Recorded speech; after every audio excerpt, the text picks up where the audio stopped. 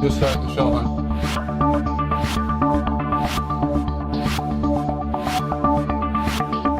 What's going on, everybody? It is Wednesday, January 27th, 2021. Hope everybody's doing good out there. I am Brandon, host of Brandon's Show, and I am doing pretty good. Cross your fingers and hope the internet gremlins stay away tonight. I ruled out some more causes, but haven't been able to identify a root cause yet. So I'll be dealing with that. Got things rearranged, so hopefully I can keep it smooth. And that's all the boring technical talk. If you want to support the show, you can do that through Streamlabs, and I'll put the link in the chat and pin it to the top. And then we'll say hello to everybody that's in the chat and get going. We got Ryan Earthington. What's up, Ryan? Mark Collard, Bill G. And I guess I should check to see if you guys can hear me. You should. Flat for Life. What's up, Flat for Life? Page 42, who says she has to go to sleep and we are not allowed to yell. So that might be a difficult task to accomplish. Matrix Media. What's up, guys? Hope everybody's doing all right out there tonight. And we got a couple people in the, what is it called? Discord. We'll go there in just a second. Tonight, I've got some things on the agenda that we haven't gotten to yet that I've been mentioning for a couple days. So hopefully we'll get up with that. I found a 1971 NASA video. It's from like Apollo 15. It might be fun to watch that and see if we can find anything to pick apart. And then that website that I've been talking about from Blake, you got to take a look at that because I've mentioned it multiple times. And the comment from Decadent. And I know, I am sure, 100% sure, Jeremy has an update for us on his idea for two flat surfaces that we can stick together and prove that the Earth is flat. So that'll be interesting. Been thinking about that quite a bit. And let's see what else is going on. Looks like we got some semi-crash going on here. Let me see if I can do anything about that. Anyway, let's get into Discord. I'm at a loss for words tonight. Sorry about that, guys. And see what's going on. Years ago, but I did a bit of research on the Protestant Reformation, and it initially it was about doctrine, but finally it became about land mass and jurisdiction and wealth ownership. It wasn't just about well, in the South, the land was divvied up to, well, members of royal family, people who were owed by the royals, whatever, and people were given extremely huge areas of land. Yeah. Even today, well, some of the Lutherans I know, like around Earhart, own 10 square miles and more of land. Yeah. The Anglican Church in England owns all the city centres where the businesses happen, and the cut of the business rates goes to the Anglican Church. Oh, but the head of the Anglican Church is the Queen, so she gets her cut as well.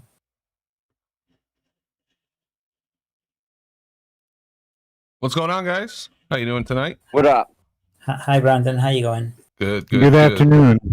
Good afternoon. Did you order your searchlight yet? No. Okay, you'll have to tomorrow. I did not. I tried to put your promo code in, and it didn't take it. So They changed it to Giant Rock Titty. Giant Rock Titty. Okay, there you go, everybody. The new promo code for the, what is it called? The Through Night TN42 is, and what's the new promo code? Tough Nipples. Tough TN, Nipples. Tough Nipples. Changed on the fly there. Okay. Get yours today. It will give you warm and fuzzy and make a big change in your life. Right, Jimbo? It's official flat Earth. It will. It's like having the sun in your hand, and really, it's small enough that a child could use it. 10, 12 years old. Really, it's shameful that more flat earthers don't have one. Yes. I'm ashamed of you all. Get yours today. There's a limited time offer, of course. Supplies are limited. So what's going on, Jimbo? How you doing tonight, anyway? I'm doing a little better, more optimistic. Damn, that fucking phone won't stop. All right, good to hear. And we've got Mark Helvetica Bold. What's going on? Everything's good here. I saw you duck out last night when we got into the heavy arguing with Sean G. It gets so late for me, and I've already got half of a bottle of whiskey in me. So fair enough. And we've got Jeremy. What's up, Jeremy? How's it going? Same old shit, man. Same shit. Yeah, you were cracking me up earlier with the atmospheric magnification over there with those guys in gems. That was hilarious, man. Yeah, it's always happening. Yeah. Built right into that double the distance, half the size thing they got. I was reprimanding Jeremy and yourself, Brandon, for going into Gem Panda's server. Yeah, I don't know. You know, sometimes it's pretty cool in there. You give him oxygen, and he carries on. Yeah, well, it's just a matter of, I guess I like to hear people with opinions other than myself. That's one reason I go in there. I like Gem Panda on a personal level. When I've spoken to him, he's a decent guy. So it's a bit tongue in cheek when I criticize his hangout. Sure. No, I get you. So anything earth shattering happening in the flat earth world before we get into what I've got on the agenda? Jeremy, maybe you have an update for us on the test that we talked about last night. I know there was a lot of discussion. Yeah, they said we can't. I've ran it by them in gems again. They said we can't do it because we're going to twist and bend the whatever we make. So it is going to be tough. You think about how long that is, and just imagine walking a half mile, and then you're talking about building something like a 2 by 5 inches, like Brian was talking about. Yeah. And then tipping that all at once onto a side. That's a long way, man. Yeah, I mean, I figured out the shape to make it so that you could, gently tip it on its side little by little by just like, you make it that circular shape on the bottom and then flat on top. Yeah. And then you just run along it with a pickaxe or something, removing a little bit of dirt from the side little by little, and you go down one way, then back, then down, keep going until you got it 90 degrees. The more I think about it, the more I think that it's going to require like the Army Corps of Engineers or something. To do it, because I'm thinking, okay, you have to find a beach. Let's say you do it on a beach where there's a lot of sand. You have to find a beach that's that flat and straight for that long, which might not be that hard. I don't know. But I suppose it would have to be a freshwater beach too, right? Why? I don't know. Would the tides fuck it up, or maybe somewhere where there's no tides? Well, you would do this. You would do this above the high tide line. Oh, yeah. Okay. All right. That makes sense. Then you've got to find a spot where there's no people. Now, I'm not trying to poo-poo the test. I'm just, trying to think through the challenges here, because I don't think it's going to be. Oh, it's a logistical nightmare, to be certain. Yeah. Yeah, exactly. But I think you would probably have to build the molds to put it in. You dig out the sand, and at least on the interior mold, you'd have wood, and that's the side you're going to flip down so that side's flat, and then you could use sand for the other side. I suppose that side doesn't really matter as long as you get that flat surface. You want the other side. No, you're going to want the other side straight too, so you could check it with vertical, and you're going to want to plumb it all up, I think, right off the rip, even before you pour the concrete, to make sure that you're pouring it, vertical. That way you get everything squared up. I don't know. Yeah. They're saying we can't do it anyways. There's no material on Earth that'll hold its rigidity in space. So what are we going to do? I don't know. Like you always say, it's just out of reach. It's just difficult enough. It's just long enough. It's just not straight enough. It's like always out of reach. Yeah. Right. It's like it was purposely made for us not to be able to make this tangible measurement. Yeah, I mean, how fucking hard is it to draw a straight? No, not anything extensive. More just thinking about it. Just out of like cinder blocks, you only need a couple feet. 2 cinder blocks high or something would probably be enough of a wall to do something on. Yeah, and then you think about how much effort it's going to take just to build a wall. Yeah. It's a lot of cinder blocks. Cinder blocks aren't cheap. The labor to do it's going to take a while. To you want to go 2 miles, 1 mile, 3 miles. Right. Exactly. Well, I don't know. There's got to be a simple way, man. There has to be a simple way. I just refuse to believe. I've been racking my brain with this. I've been racking my brain with this for at least a year I have a now. bright That was idea. What you got? Even if you're going to do cinder blocks, instead of doing a whole complete wall for a whole 2 miles, you do little posts, 100 yards from each other, and you level between the posts, like, sort of. So you minimize the number of blocks you need, and you can level, like, as far as an auto level can do without much inaccuracy, You don't build the entire wall. Yeah, we can't use You build, like, optics. every 300 or 600 feet or whatever is within tolerance for an auto level and stuff. Yeah, we can't use optics though, because that built-in magnification, when you see, it's always happening. So it might throw you off a little bit. I don't know. Unless you're building on bedrock, you're settling, on any sand, gravel, whatever, incalculable. Too much water, it'll sink one place. Too dry, it'll sink. Your wall won't be straight after a year. It'll be all fucking warped. Yeah.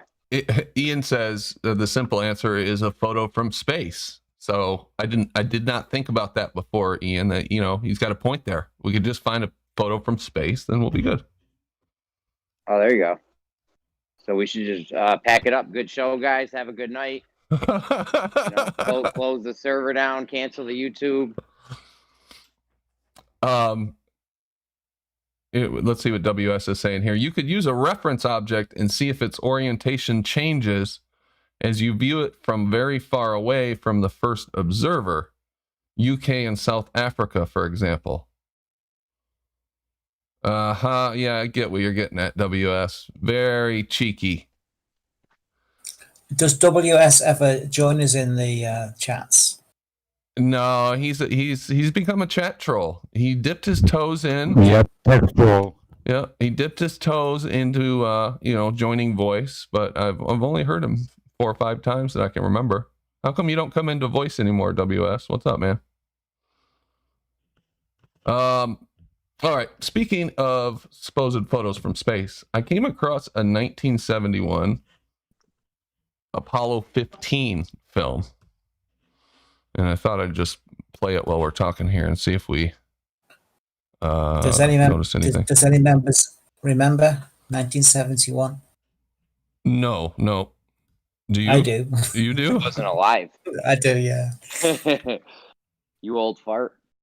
Yeah. I am an old fart. I was definitely a few years from being born at that time. Not too many, but a few. Oh, well, let me turn this sound off. Here we go. Yeah, so this is from Apollo 15, and the title of it is The Mountains of the Moon. The Mountains of the Moon. Kind of interesting. I didn't even realize, to be honest with you, or remember that there was mountains on the moon. Are they talking the craters? Are they saying the craters are mountains if you're like inside them or looking at them from afar? Or no, they say that there's shadows. Those mountainy, those black mountainy shadows that they showed in the foreground. Wow, they look straight up mountains. No doubt. Yeah, I look at this. I don't see anything that I would consider a mountain, but I guess that's what they're calling it. And they also refer to another area of the moon as a valley, which is where they landed. Out of molehills. They're making mountains out of something. I mean, how difficult would it be for them to fake? This looks fake to me. I'm sorry, but this does not look real. It doesn't look fake. It is fake. Come on. It's on a set down on the earth somewhere. It's a guys built it with paper mache and wood, and they got cameras on tracks and whatever technology they had in the day. A lot of artists. I don't know if it was Apollo 15 or whatever. One of the Apollo missions, they had a camera. They left a camera on the moon and had it remote controlled by a guy on Houston from ground control at NASA. Right. Now, if we could do that, if we could do that back in the 70s, they would have been had a camera on the moon pointing at Earth all the time. You know what I mean? Why would you not? Yeah. Just for the science of it.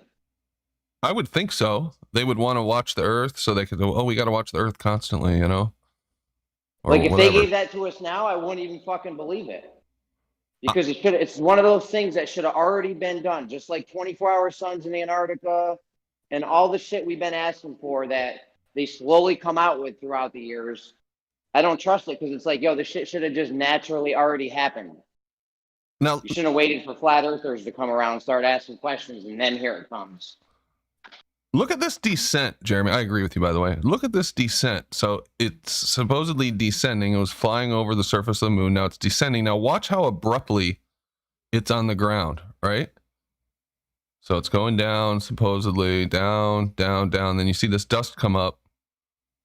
And it's going to touch down any second. So here it's going down. Conveniently, we can't see the ground right now. Very well, at least. Here it comes.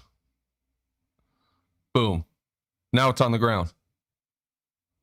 Did that make sense to you? Because I get the idea of scale, like, okay, this is supposed to look they're miles above, and I think in the beginning even he says they're really high. And then the scale of the detail once it lands happens too quickly. Yeah, exactly. Look at this scale of this right here and these spots. Okay. I get the visual impression that these are like very far, and the way they're tilting the camera, I think they're messing with the zoom and the tilt to give it depth, to make it look like they're flying over a long area. Now, and there's an edit here. That's an edit. Now here it is on the ground. Boom, and then that's what the surface looks like. Did you see an edit in there, Mark?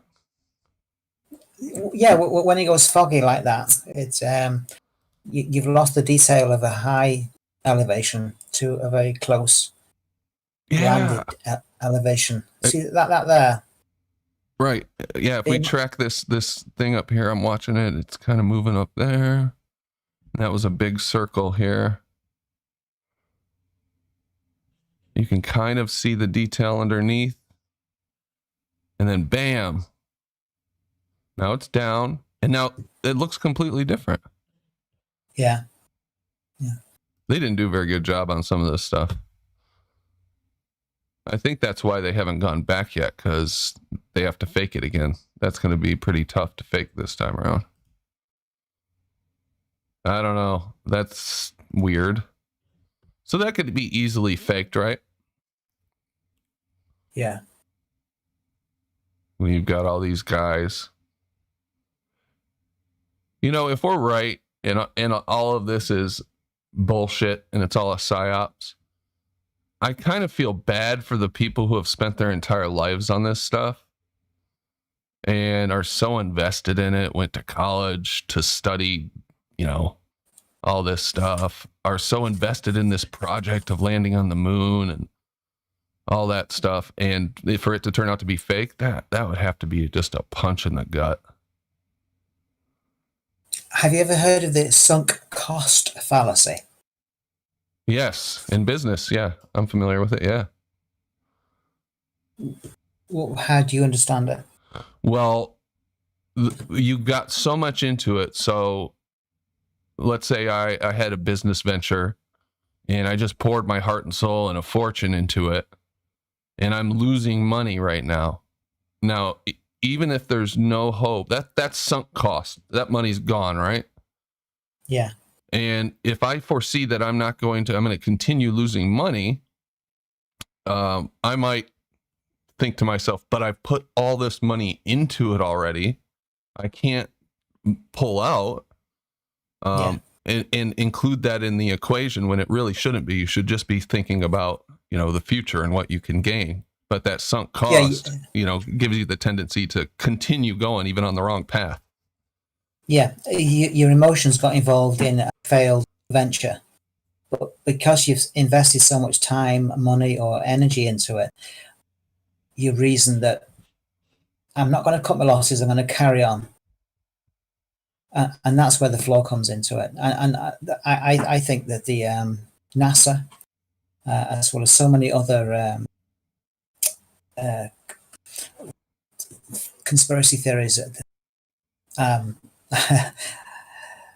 if you've invested so much into it, when the flaws become clear, you're still going to carry on with it because you can't lose face, you can't cut your losses, you've got to carry on with it.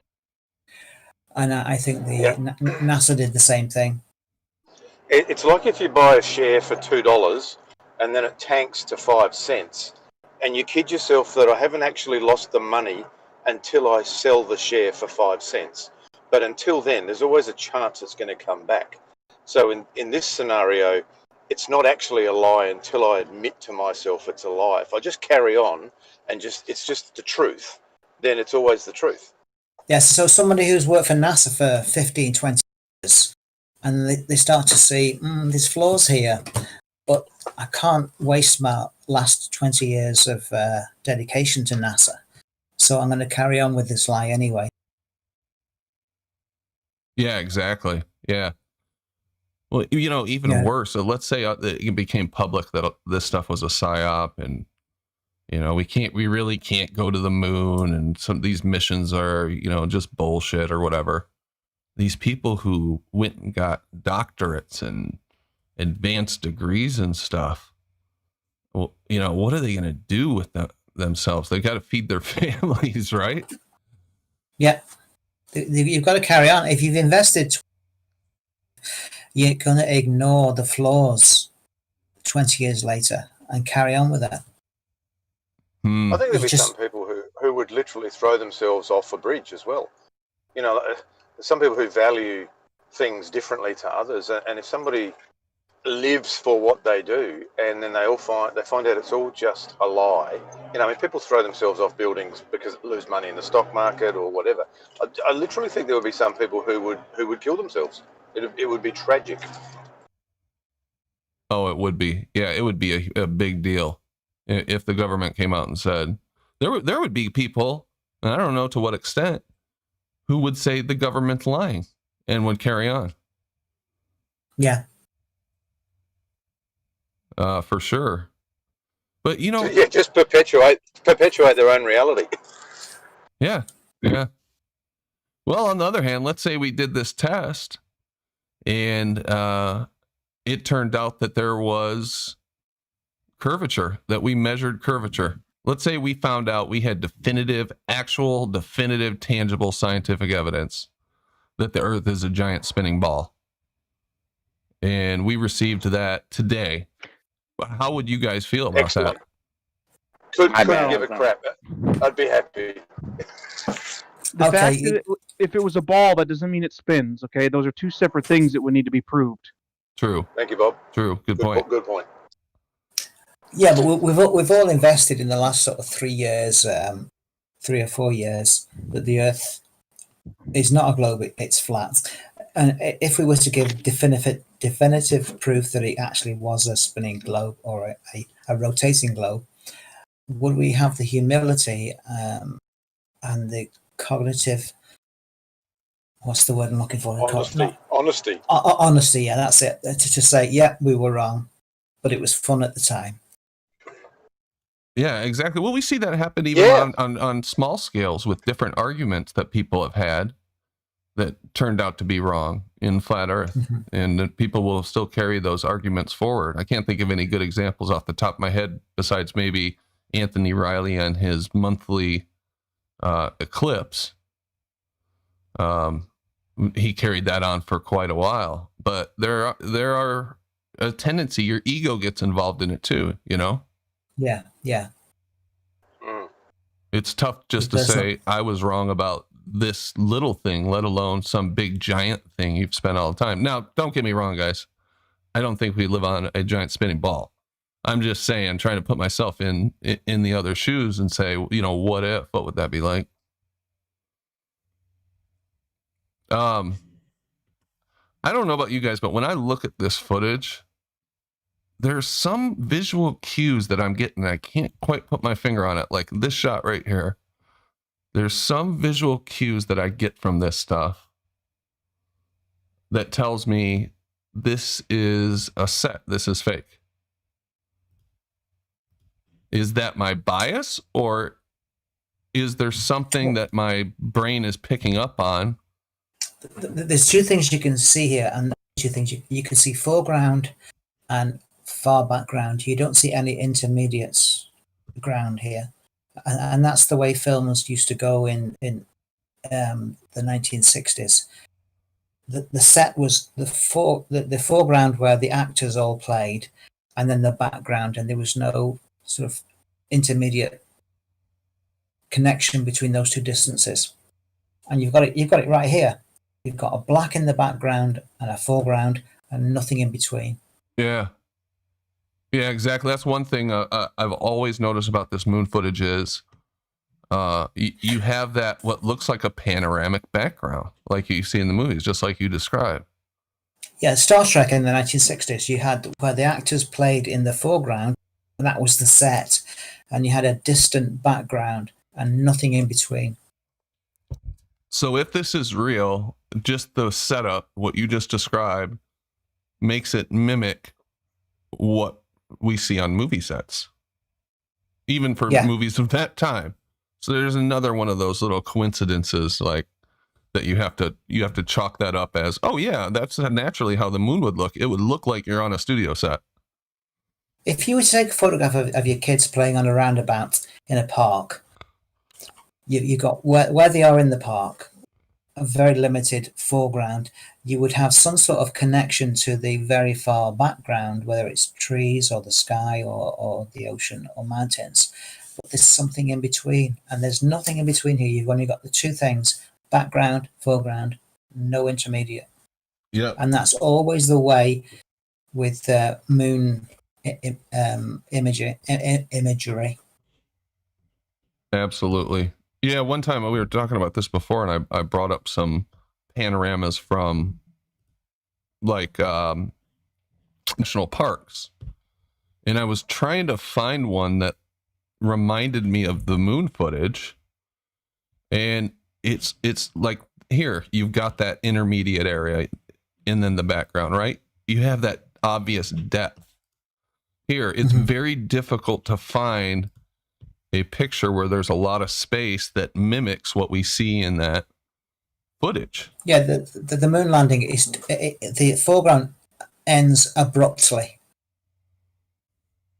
Yeah, the one on the left there, you've got trees in the foreground, you've got intermediate in the background, which is the lake, and you've got the sky in the far background. Oh, you've got lots of mountains as well, the intermediary. Yep, exactly. That does not happen in NASA's Apollo landings. Yeah, like you've got this area on the other side of the lake where you can see, like, and there's always a plausible argument that they can make, like, well, this is at altitude looking down on a lake. But I wasn't able, when I looked before, to find any footage that reminded me of the moon. The cacti there, the cacti is quite local. You had an image of cacti there. Oh, I must have went away from it. Yeah, there's some. Yeah, like this one. Okay, yeah, because the background's blocked. I guess that kind of look. This one kind of looks local, I suppose. But still, I see stuff on the thing, and it's very low too. I don't know. Yeah. There's just some, and all of it's like that. All of it that I've seen is I can't remember anything that looked like with that intermediate like this. Nothing that looked like this, where you have that obvious depth in the intermediate and the far and the near.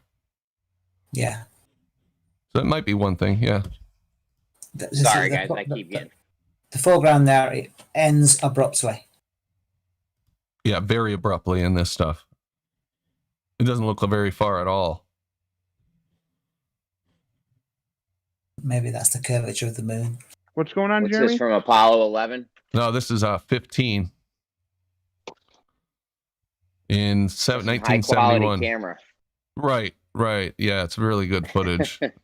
And here's the dune buggy. Whoever thought of taking the dune buggy to the moon was a marketing genius, I guess.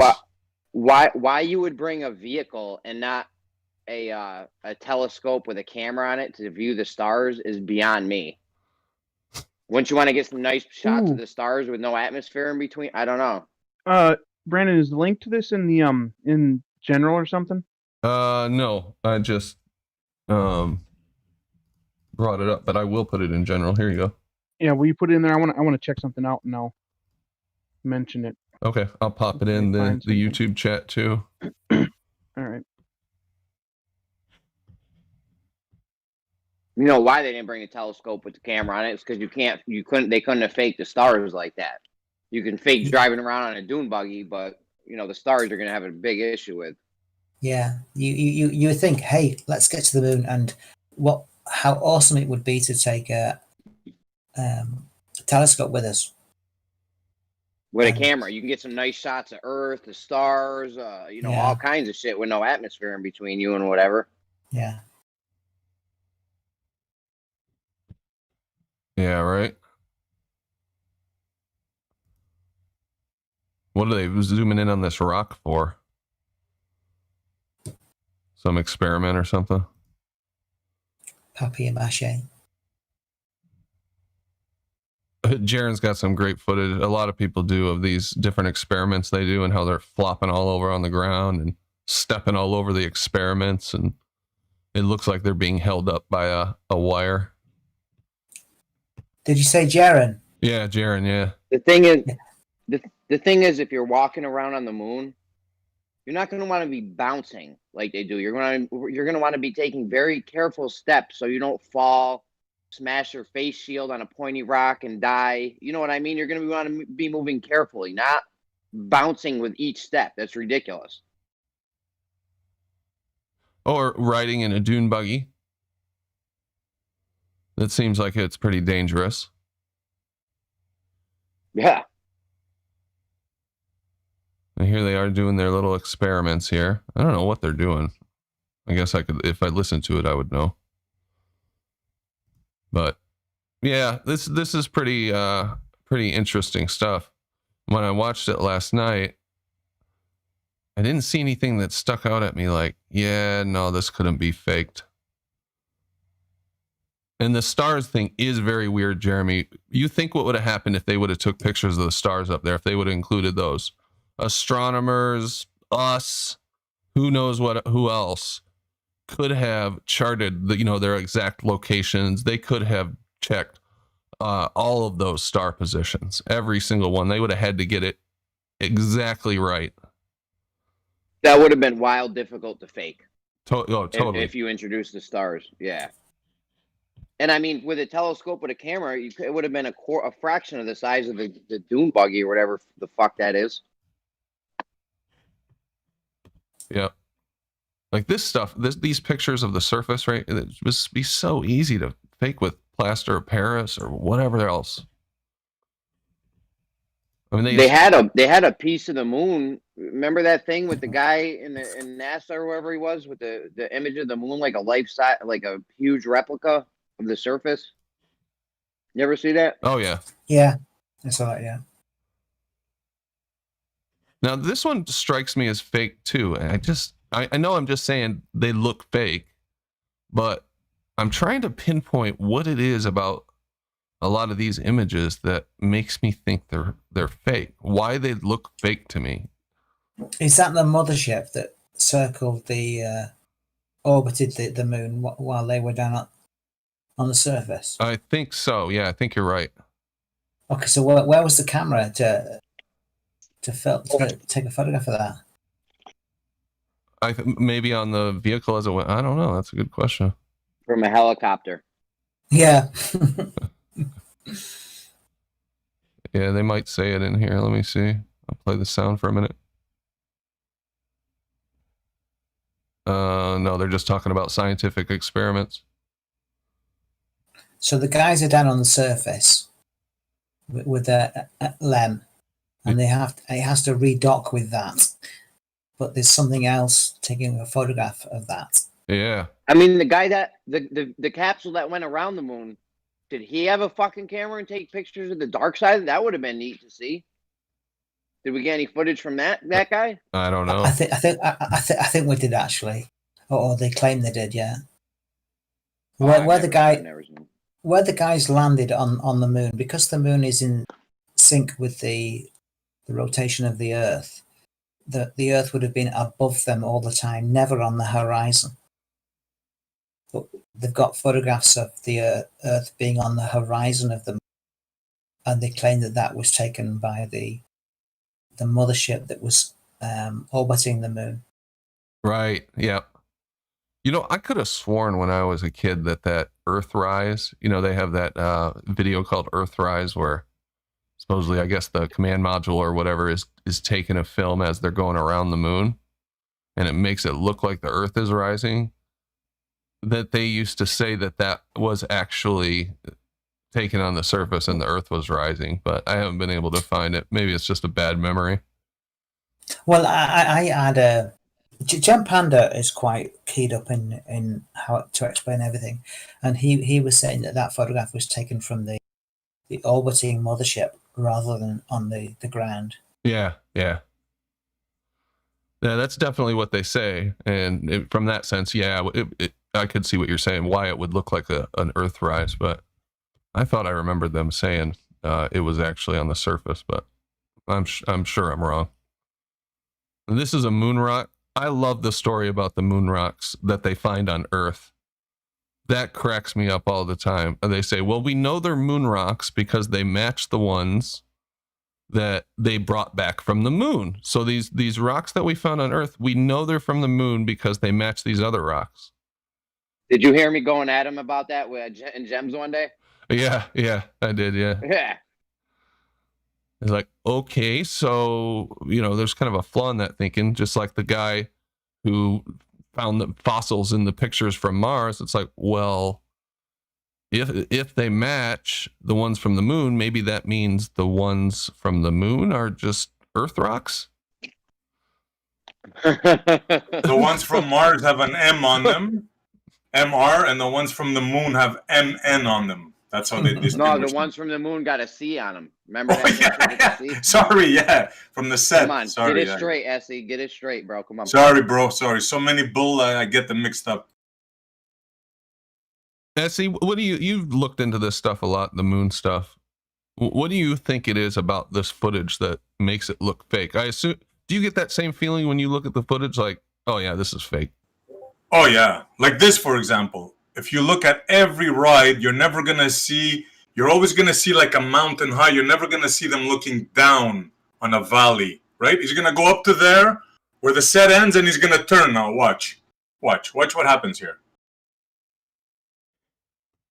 Yeah, you're saying they'd never get up to like this peak of the ridge and look down over exactly. The yeah, I bet you anything you want, he's gonna turn around here somehow. He's not gonna go, and we're gonna see down over the hill. Did you see there was tracks already going up there? He must have went that way already. There's already tracks. Yeah. Let's see what happens here from right. Essie knows more about the Hasselblad than you know about your dick. I don't know. I got a lot of experience with my dick, Jeremy. Well, you've heard me go at it with them on Gems on the Hasselblad. I'm sure you guys... I made them cry on that one. I think this is the one where they actually have a stationary buggy and the cameraman just does all this up and down and around type of stuff. And they play with the 0-mile-an-hour buggy and make it look like it's moving. It just goes around in circles. They have a set and it goes around in circles. Whee! It's like a little kiddie ride, huh? Yeah. I like the gold foil. It really must help something. Yeah. And here's one of these ones where this guy looks like he's suspended from a wire and hanging over. What is he doing? He's trying to put weight on that or what? He's trying to put weight to drill, yeah. Okay. He's popping the moon zit. There's a lot of spots throughout all the Apollo missions where you'll see this glare. They're probably on a wire. And every once in a while, the lighting will catch the wire, and you'll see this glare shoot right up. Yeah, they call it a ping. Yeah, it's the ping of the light hitting the wire that they're attached to. Did they have an antenna right there? Or is that just the excuse that they're given for that ping? I thought they had like a radio antenna coming off of there. Well, all those guys are wearing glasses. I guess you need to wear glasses to work for NASA in the time. Oh, there's one, no glasses. He's a lucky one. Just think, Hey, I see one you day guys the are hard watching work some of that that, these guys did would lead Equality. to us being able to figure out how to grow lettuce in the ISS. I mean, thank God they figured out how to grow lettuce on ISS because we didn't. Oh, you're fucking have a behind, clue how guys. that You're worked. behind. They're growing radishes now. Holy shit! Yeah. No joke. I heard it last month. Radishes, bro. And they're making thing, human 'cause we didn't feces know- into coffee. We didn't know how radishes work. Sounds before this, yummy. so good thing. That's for sure, right? The coffee thing? What's I that? heard Oh, about that just recently. yeah, we had someone new join us. How do you say your username? D to the Oh, V. D to the V. Oh, yeah. D to the B. Yeah, I know Jeremy too. So what's up, What guys? up, what up? And I know Jimbo as well. Hey, I noticed you guys were watching those films. I tell you what, guys, we got to try to find. Jeranism had a video. It must have been a couple years ago, or maybe 4 years ago, I guess, because it was an open letter to Donald Trump. It was right when Trump became president. I think he was just trying to make a letter to say, "Hey, Donald Trump, maybe you should disown NASA or whatever." I guess, but right at the end of that video, they have a little clip of the astronauts doing a spectacular fall on the moon. But I swear, when he gets up, his helmet's off. I've said this to many people. Nobody's really. Everybody looks at it and they see, oh, it looks fine to me. But I swear, if you look really close, it looks like the actual helmet came off for a split second on there. Refraction, bro. It's a digital. It's a There digital you go. zoom. There you Digital go. zoom artifacts. I mean, I got a full pinata of excuses if you want me to blow that baby open. There you go. Well, everybody I show it to, they just don't even say. They just say, "Well, I don't see it." But I'm wondering if somebody could really scrutinize it. I mean, I kept saying like maybe I'll dedicate time to do it, but I just procrastinated. But this reminded me of it watching these footage. It was the open letter to Trump. If we could try to find that video somewhere, hopefully Jeranism has it on another site like BitChute or something. I'd like you guys to take a look at it. And it's just a 5-second clip, and it's right at the end. You can't miss it. They fall down. The guy picks him up, and then when he gets up, it looks like his helmet is off. I go, that would be like off, some like it's detached a little bit. yeah, off, detached, like completely fell off. And then of course the clip goes away. Like you don't. But it really, to me, it looks like it. But I could be wrong. But I'm like 95% sure it looks like the helmet's off. It's like, are you kidding me? This is like perfect. So go ahead. Check this out. Brandon, on the, are you still on that video? Oh, yeah. I've been looking at it on YouTube. Are you still on the moon video? Yep. Okay. Let me pull up your stream on YouTube so I can follow along with you. Try and click at 20 minutes and 35 seconds. Have it paused.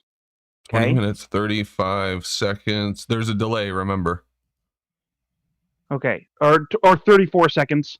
That's fine. Just get it there. Let me know. Oh, that's right. I was going to pull up your thing so I can see it. 34 And seconds. see if you're at the right place. Okay, just to put it in. Oops, I went Oh, too And bad. pause it. Okay, I'm at 35. You want me to go back one Let me second? just make it. There we go.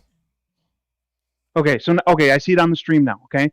Now, from there, leave it paused and then click over to 20 minutes and let me check. Hold on. 20 minutes and 54 or 53 seconds. 20 minutes and 53 53. seconds? Do- Hey, let Yeah, me get 20 minutes and 53. All right, if we're Go going back to do a and forth comparison. between 20 and 34 and 20 and 53. Okay, let me get a screenshot here. All right. 2053. All right, we're going to do it. Okay, there's 2052. I'll just play one second. There we go. All right. My stream of your channel just went all bonkers. Hold on. Oh, it did? Am I, oh, God dang it. Is it crashing? Come on, baby. You can do it. You can do it. Oh my goodness, it just Looks good on my Yeah. end. Yeah. does it. Okay, it might just be my, I don't know, maybe it's something to do with mine. No, it's YouTube. It's whatever the hell's going on with my Streamlabs. But here, let me fix it real quick. Found some very interesting wizardry going on here. There we go. Okay. I had to restart there for a second, folks. Should be excellent connection now. Don't worry, I'm going to smash my computer into 1,000 bits later. So what are we looking at here, Bob? All right, so if you keep going back and forth between 20 and 34, or 20 and 35, somewhere right in there, and 20 and 53, and look at the hill that is directly above the golden part of the unit, you can see that in the entirety of the 20 seconds, that hill never changes in size. Aha. Ooh. Even though they're driving, Nice observation, it bro. looks like exactly at it. And you can watch it looks like there's a line between the bot there, or the golden thing, and the hill in the background where terrain is basically being generated into view. Okay. Yeah, that's the projection. Right where that you can see the wow. line. See where the mountain is, the base of the mountain? Just look straight through, you'll see the line. That's where the They set probably used ends. Yeah, they probably had a set. The rest the is a back- projection. The mountain is a projection. That's just a exactly what I was backdrop thinking. that I they- think the background there might be a projection. And so basically, as it looks like it's moving along the ground, that mountain's never going to get closer. It's never going to change in size. Stanley Kubrick. did this And they're back never in- going to reach it also. Tell 'em, Yeah, Jimbo. Stanley Kubrick did this in, I think, 2001 Space Odyssey in the opening scene. He used that screen and the effect there that they're demonstrating here. That's right. Yeah, that's Dun, dun, dun, dun. All you're missing here. Man, movie magic, right? totally. You're right. I mean, it never gets closer. I don't know how much ground told we're you. covering, but quite a bit. Never ever going to reach there. Made in the And check Hollywood out any basement. other buggy ride. It never makes it to the horizon, like even close to it. They just turn around. Check anyone out. They went quite a ways in that time, right? Here, I pulled a couple of screenshots of that. Let's see. Apparently, this is in an old hangar, in an old airship hangar where they did this. It There looks was kind of also some- crooked and not landed level there. There was also something when they viewed the capsule from the air. They had it next to like mountains or something, but when they're on the ground, there's like nothing even near them. They're like in the middle of a plain, or vice versa. I remember seeing it on Jeranism, maybe. I mean, that mountain is exactly the same, Bob. You're right. I'm switching between the two right now. Here's at 2034. Here's at 2053, 34, 53. Look at that mountain in the top. It doesn't change. Now look at the ground. The ground changes a lot. The mountain never changed. Now I know it's a ways away, but you would expect, due to parallax, we would see some change, right? That thing looks like it's just right up there. Double the And distance, half the size. If you look like a little bit below the base of the mountain, and then the actual ground that you're watching go by, it looks almost like the thing is on a treadmill, and the terrain is being generated somewhere below the mountain, but before it gets to the gold thing. Like right down here, right at the base of the mountain. Okay. All right. Let's take a look at that again. That's interesting. Just watch it. Let's watch that. See what we can figure out here. Just a real quick Snapple fact: luggage wheels weren't invented to be put on luggage until 1970, and we went on the moon in '69. So Oh my God, that's crazy. But they had Tang, bro. So true. And Velcro. I didn't think of that one. yeah, there's something Check funky out the going on image. here. Never goes anywhere near. Check out any other dune buggy ride. You're going to see the same thing. And here's another shot where, again, there's no intermediate. It's just the subject, and then a little ways away, nothing. Like, is there nowhere on the moon where you can see for miles? Nope. Because it's done in a hangar. Yeah, they were kind of limited on space, I guess, huh? Yeah, they had to use projections. Good Globebuster one video they did on the moon landing where they had some good evidence that it was filmed in a junkyard. I don't know if you guys saw that one. It was a long time ago. Yeah, that was interesting. I can't remember who it was that did that analysis, but he was showing like car parts and like old thrown away stuff. Like the outlines. Yeah, the outlines of cars. They would just cover them with ash or whatever material to make it look like it was, you know, moon rock shit. That is what it looks like. It does look like ash. Huh. You never get there. No matter how hard you try, little guy, you're never gonna get there. Well said. Poor little 60s version of Wally. No.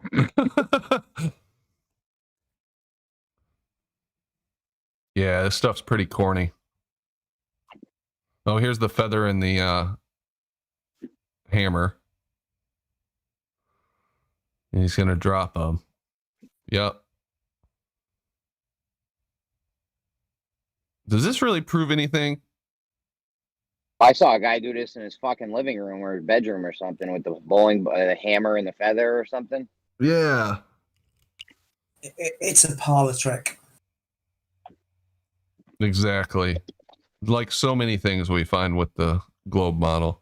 Like I'm not saying that doesn't happen in a vacuum, but you can also make it happen not in a vacuum.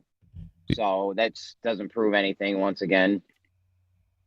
Right. And the only ones that we have at a distance is that one from what's his name from BBC, Brian whatever.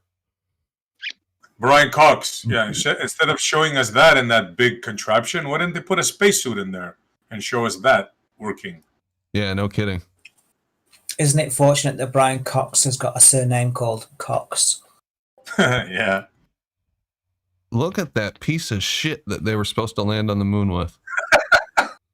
You know what was really good? Antonio. Did you see that piece of shit? What a piece of crap!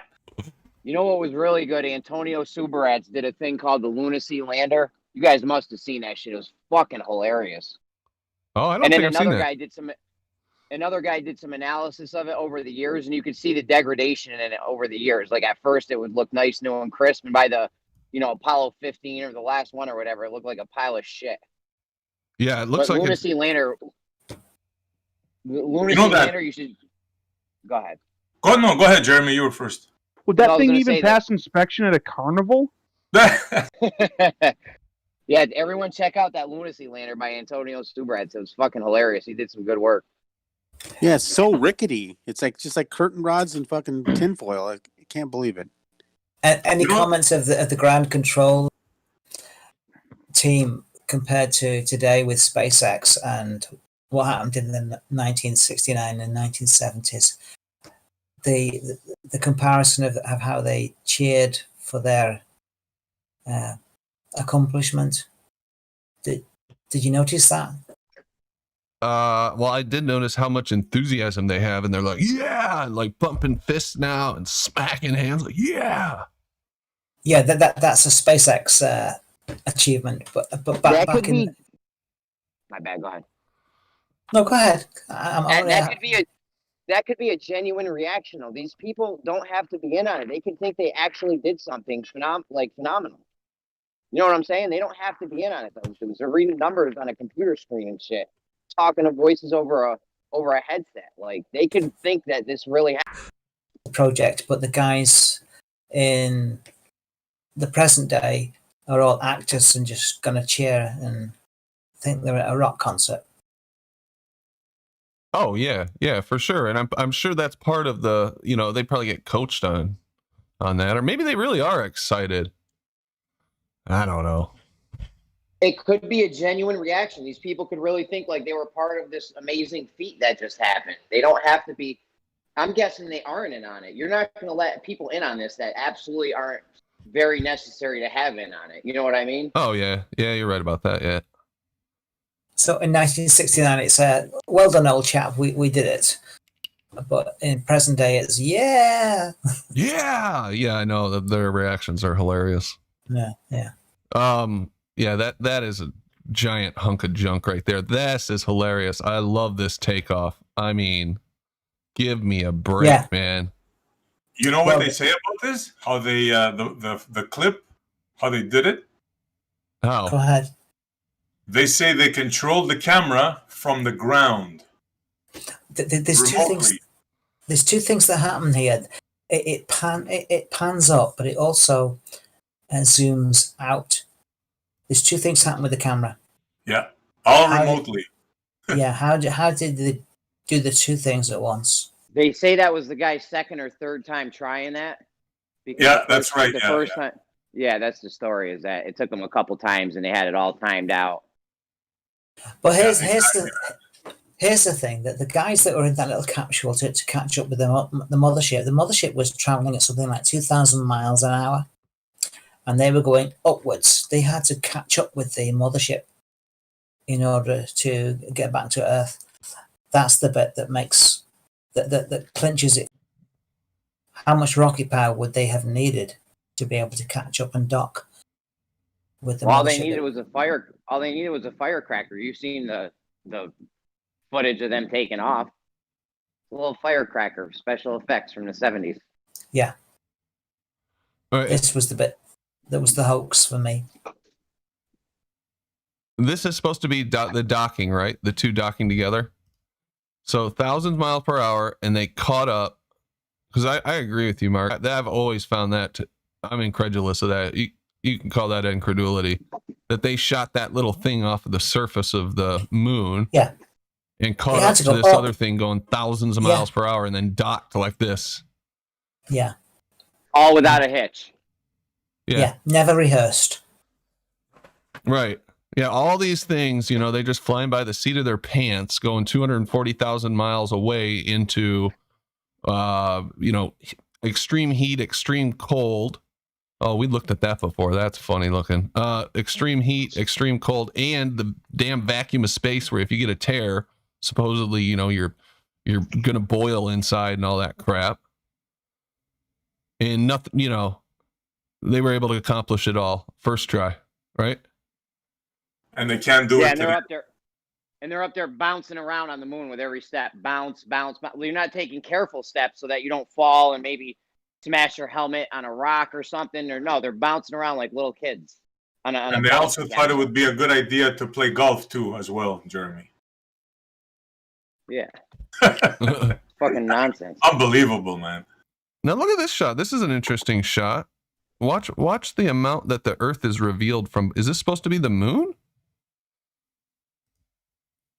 The thing must be supposedly going pretty fast in order to make that look like that. Who knows? They can make up whatever they want, I guess. And the press conference of the guys looking so despondent and full of guilt. Oh, yeah. They just seem totally depressed. Yeah, full of guilt and despondency. Because they knew. Best honorable men, right? Yeah, that's right. Yeah, and my children and my cousins and my uncles all think that I landed on the moon and I'm going to make a press conference to support it all. Yeah, right. Right. Yeah, exactly. Yeah, that'd be depressing. If you genuinely believed you were doing all this and you were actually going to go to the moon and you've become a hero for lying to everybody you know in the entire world. Yeah. Yeah. How much money would it take for you, Brandon, to carry that off? I've thought about that. Like if someone, came up to me and was like, hey, not that anybody would do this or I'd be worth the money, but if they came up to me and said, hey, you keep your fucking mouth shut, we'll give you $1 million. Never mention the words flat earth again or anything about NASA. Yeah. And I thought to myself, would I take it?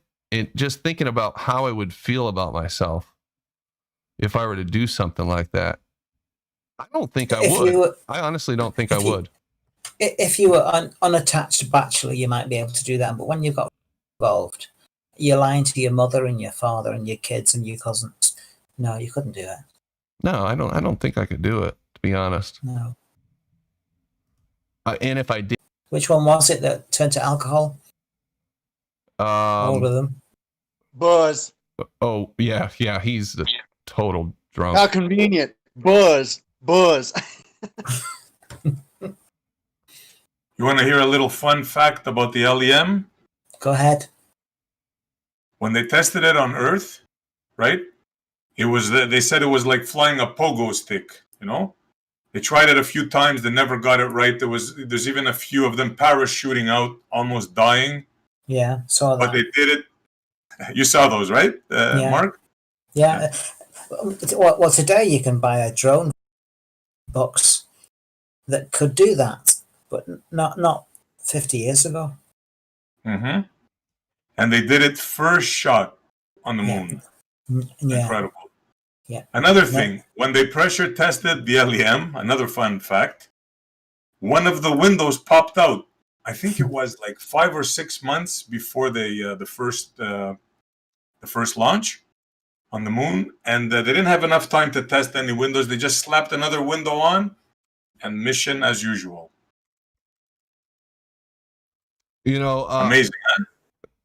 It's all amazing. You know, Hobbes brought up a good point. He doesn't think it was about the money. He thinks it was because of the threat to the family and friends. That's a whole different ball game there. If they came up to you and said, "You're going to keep your mouth shut, or we're going to kill you and we're going to kill your family."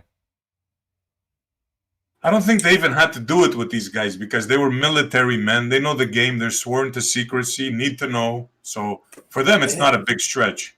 But I'm sure it affected them internally, without a doubt. Who was the guy that was killed, though, in a bad takeoff a couple of years earlier?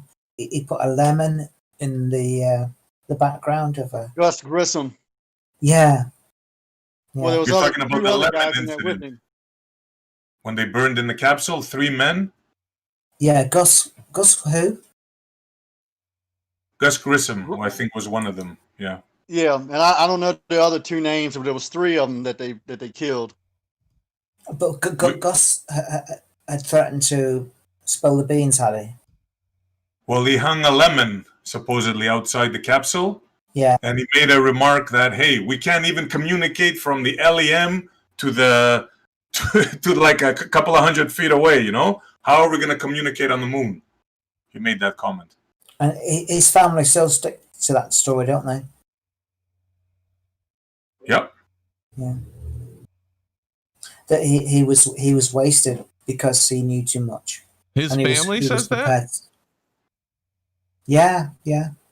I think until recently if he was afraid of them, or if he was, you know, telling his family anything, what makes them think that NASA did it on purpose?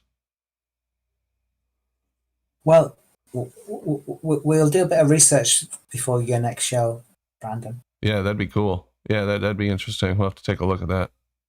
Yeah. Speaking of research, I did research a little bit more about the Indian satellites that are falling through the clouds. And I'm going to bring that up one more time just so people who are not familiar with what I'm talking about can see it. Although I have put 2 videos out. This will probably be the last time for a while we talk about it. But, whoops, wrong one. There you go. Just bring it up. So I looked and I found the itinerary for that mission. Because Phil said to me that they are extending their, what are they called? Solar panels. And that's what we see instead of the parachutes. Now, not that it really matters because the things are falling into the clouds. It's pretty dang obvious in all the footage that I've seen. But at one point, there is a parachute that appears to come out of it. I've heard it's sun glare, but you can see it right now on screen. I've been told it's sun glare. I've been told it's the solar panel. So I went to see if it was actually the solar panel and found the itinerary. And I'll show you what I found. You can see these ones have the white thing, and this one grows a white thing as it falls a little further. Very clear to me that there is something coming out of the back of that mini cube satellite. CubeSat. Sorry, when did they start making? I thought solar panels were black. Yeah, that's a good point, because that's what I found out too. Let me bring that up and I'll show you what they've got. Maybe they here. had some newfangled white solar panels. I don't know how that works, but Well, here's one of them. Well, you know those white people, they got to make everything about them. Here's one of the.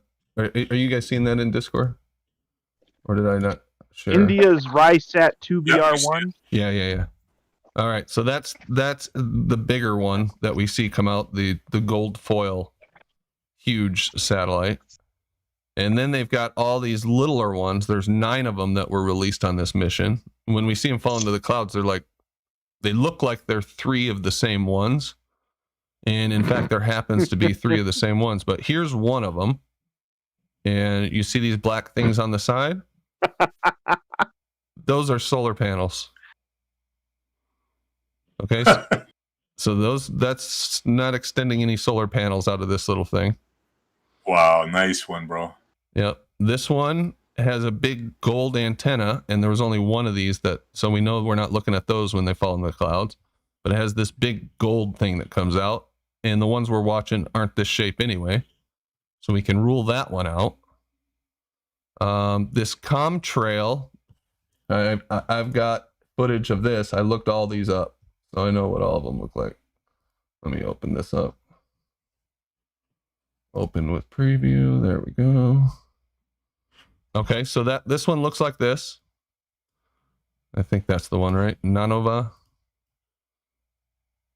I think so. Anyway, this is one of them. So this has solar panels that extend on the sides, and they're black. Of course, I suppose a black surface could bounce back and look like white light, but these are coming off the sides, not the top. Oh, I don't see how that could happen. Did these satellites have some kind of propulsion system in them? Because at the rate they're going down, I don't see them. You know, Sean last night said what's going to stop them is they're falling into their orbit. But I mean, you could drop anything and just say, there's. Are there any satellite manufacturers that aren't based in the United States? Yeah, there is. Some of these are from Italy. Well, manufacturers. Okay, no. But look at the one from Italy. Look what it says. Look what it says about Italy's an end-to-end satellite manufacturing service based in California. Oh yeah. They got there. So now I'm wondering, is there any satellite making company that isn't in the United States? Because that's real suspicious. If they all got them from places in the United States. Yeah, I don't know. That'd be interesting to look at. I gotta think there is. How about the Indian one? Chinese one? Yeah, they got. I'm sure they can fake it. Now, faking it's a whole different story. Building, very well. Yeah, building this equipment is not that difficult. Here's the other one. This one's called the Pathfinder. So this one does have solar panels, but this isn't the shape of the ones that we see fall. So it wasn't those ones. Now these USS Lemurs, these are pretty close to the shape of what we see as well. And again, there was 4 of these. I think this is the ones that fall into the clouds. These were made in the US. Another US-based manufacturer, Bob. And they've got something to do with variety of civil and military applications. Automated identification systems. Says the Lemurs are part of a network of satellites that have automatic identification systems. I don't know what that means. Anybody, any idea? Anyway. The Lemurs will add to Spire's capabilities in meteorology as well as ship traffic monitoring. So that's what they're doing with these things. How are they going to get them up to their orbital altitude, I wonder? I asked that to Professor Phil last night, but I didn't get a response. It's an optical illusion. So again... Especially since they have downward momentum. Yeah. Right. They're clearly some serious downward momentum. That doesn't, I don't know. Serious ass down. Yeah. Yeah, not just a little bit. I mean, these things are falling. And Brandon, correct me if I'm wrong, there's this thing called conservation of momentum, which they harp on all the time about. Indeed. Yes. So what is stopping that momentum when it's falling towards the Earth? No That idea. indeed is the question. I mean, if you want to put something in orbit, don't you have to be in that orbit and then release it to let it? I don't know. This seems very suspicious. The whole thing's very suspicious. And one thing I was wondering is there's actually a bit in the source footage when they're throwing these satellites out the back where you can see the side of the, yeah, it's right there. See that? You can see the actual side of the supposedly rocket or plane. How easy would it be for them to launch the rocket? Rocket falls in the ocean or wherever the hell it goes. Take a plane up there, toss these satellites out for whatever the hell reason, however these things work.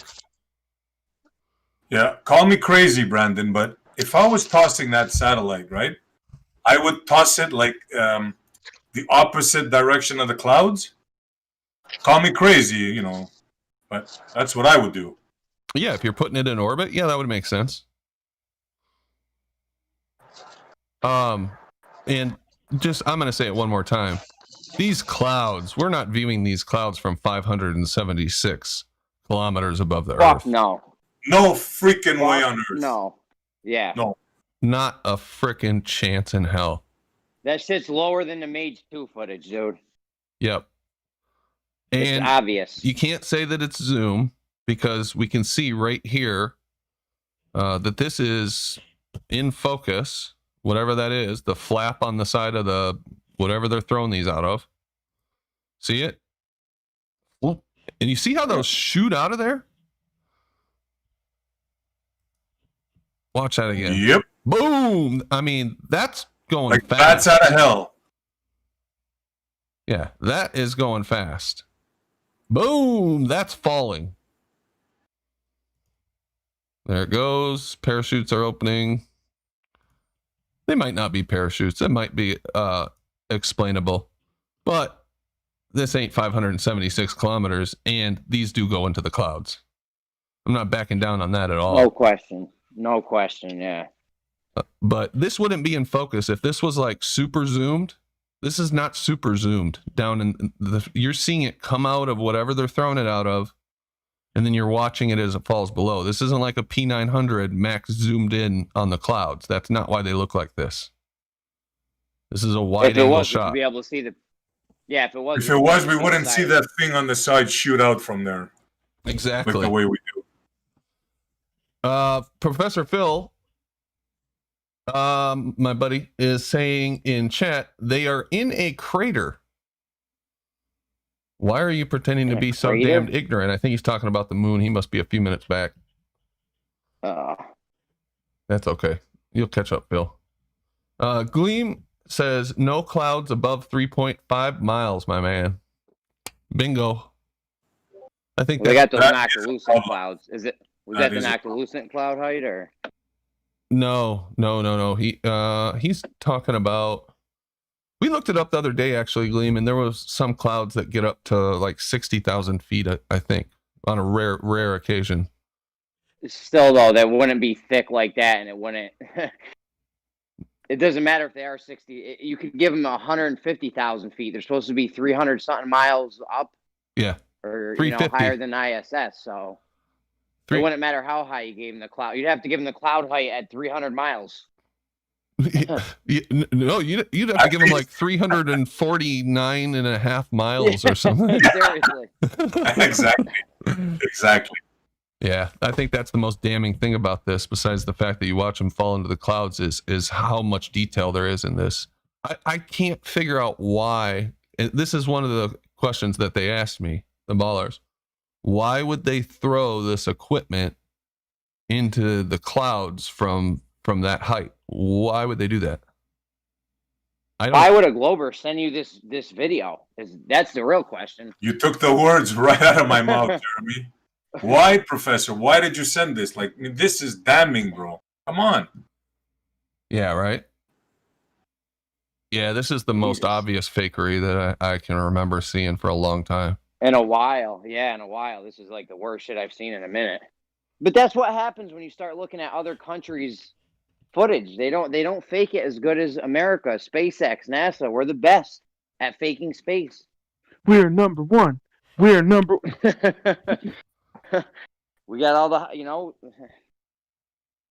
By the way, I found another version of this video, and it has a little different view. Actually, a lot of the damning stuff from the other video is kind of clipped out of it.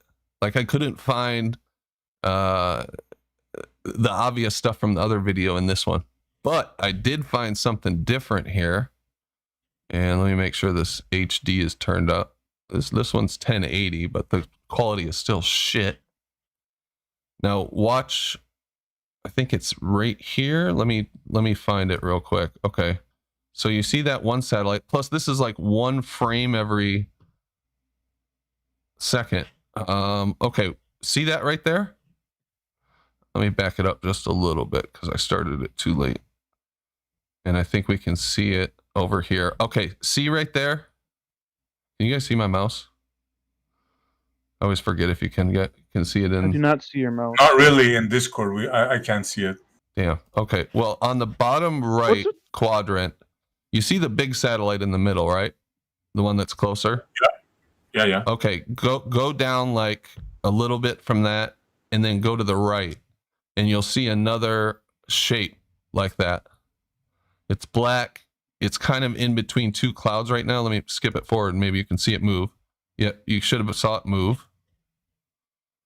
You see that swan? Do you see that swan-shaped cloud in the bottom right? It's kind of hard to see it, Brandon. Yeah, of course. I saw like some lines like move. Yeah.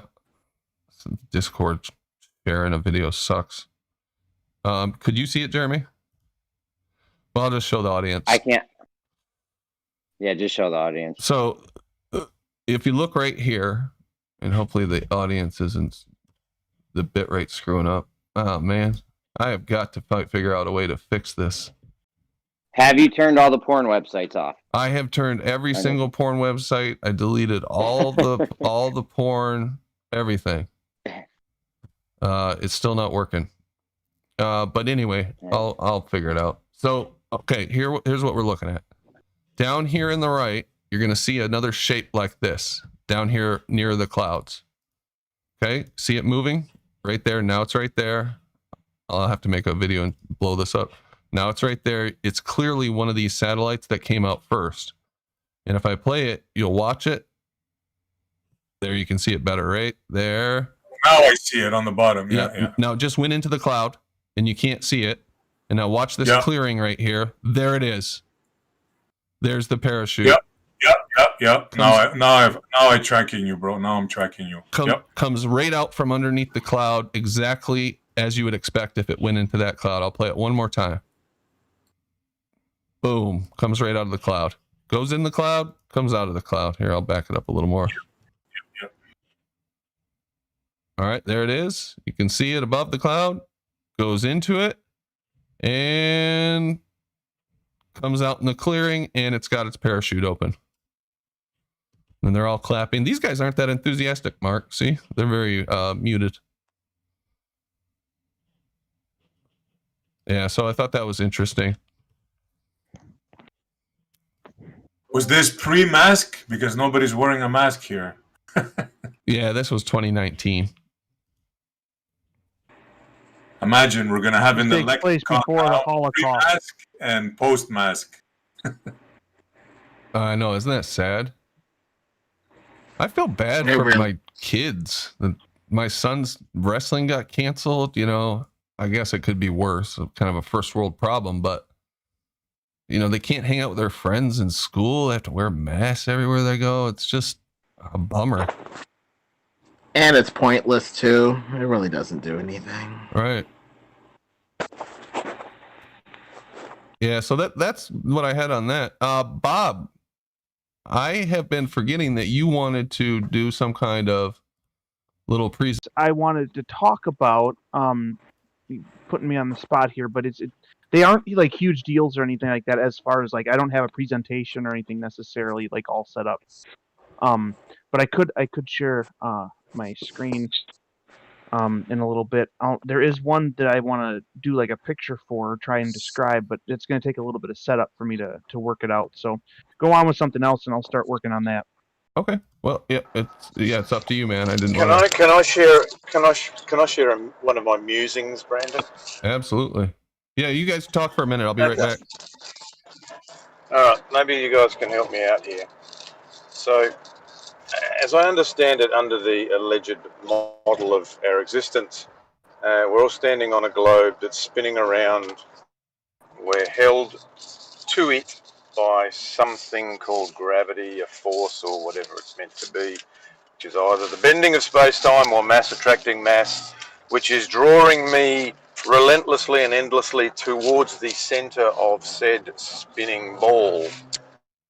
It is this which prevents me from flying off the ball, theoretically.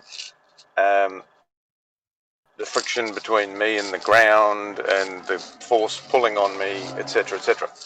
So, if I'm driving down a highway at 100 miles an hour in a 20-ton truck and heading due north, perfectly due north, and the Earth is rotating from west to east underneath me, and all of a sudden I hit a sheet of black ice.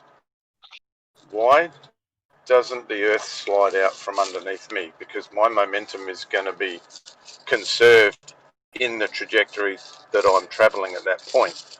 And if you then, in fact, let's make it a black ice that's also got a sheet of cooking oil over the top of it, so the coefficient of friction is almost zero. There's almost as near as you can be to a zero coefficient of friction between my tires and the Earth.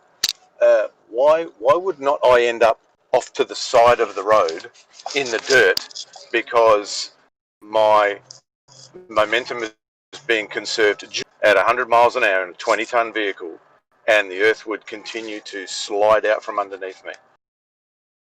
Anyone can explain why that wouldn't? Beautiful. I wish George was here, or one of the engineers, to explain that one.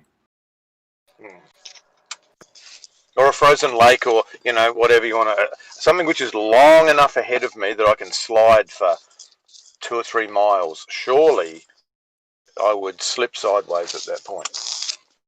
I know what they're gonna say.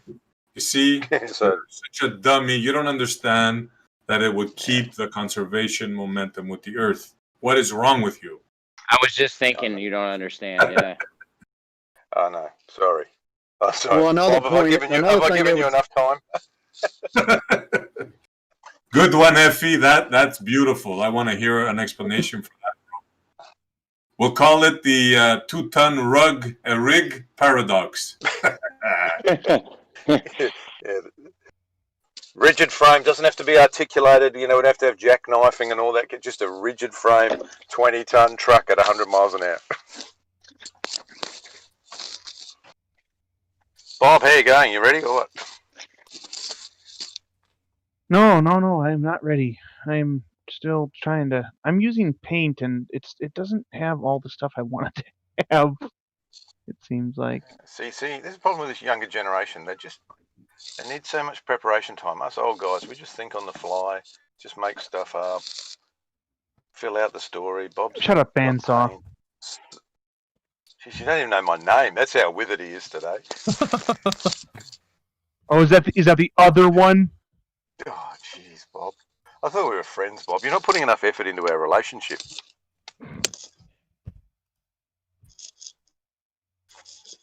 No. Make this. Let me see what else I had. Well, while Bob's getting ready, I had another comment, or another thing I wanted to show you. This is a comment from somebody named Decadent. Let me drag this over here and we'll take a look. I'll share my screen. It's in regards to optics. It's probably going to be difficult to view, but I'll read it for the audience and for you guys. I'll just read it.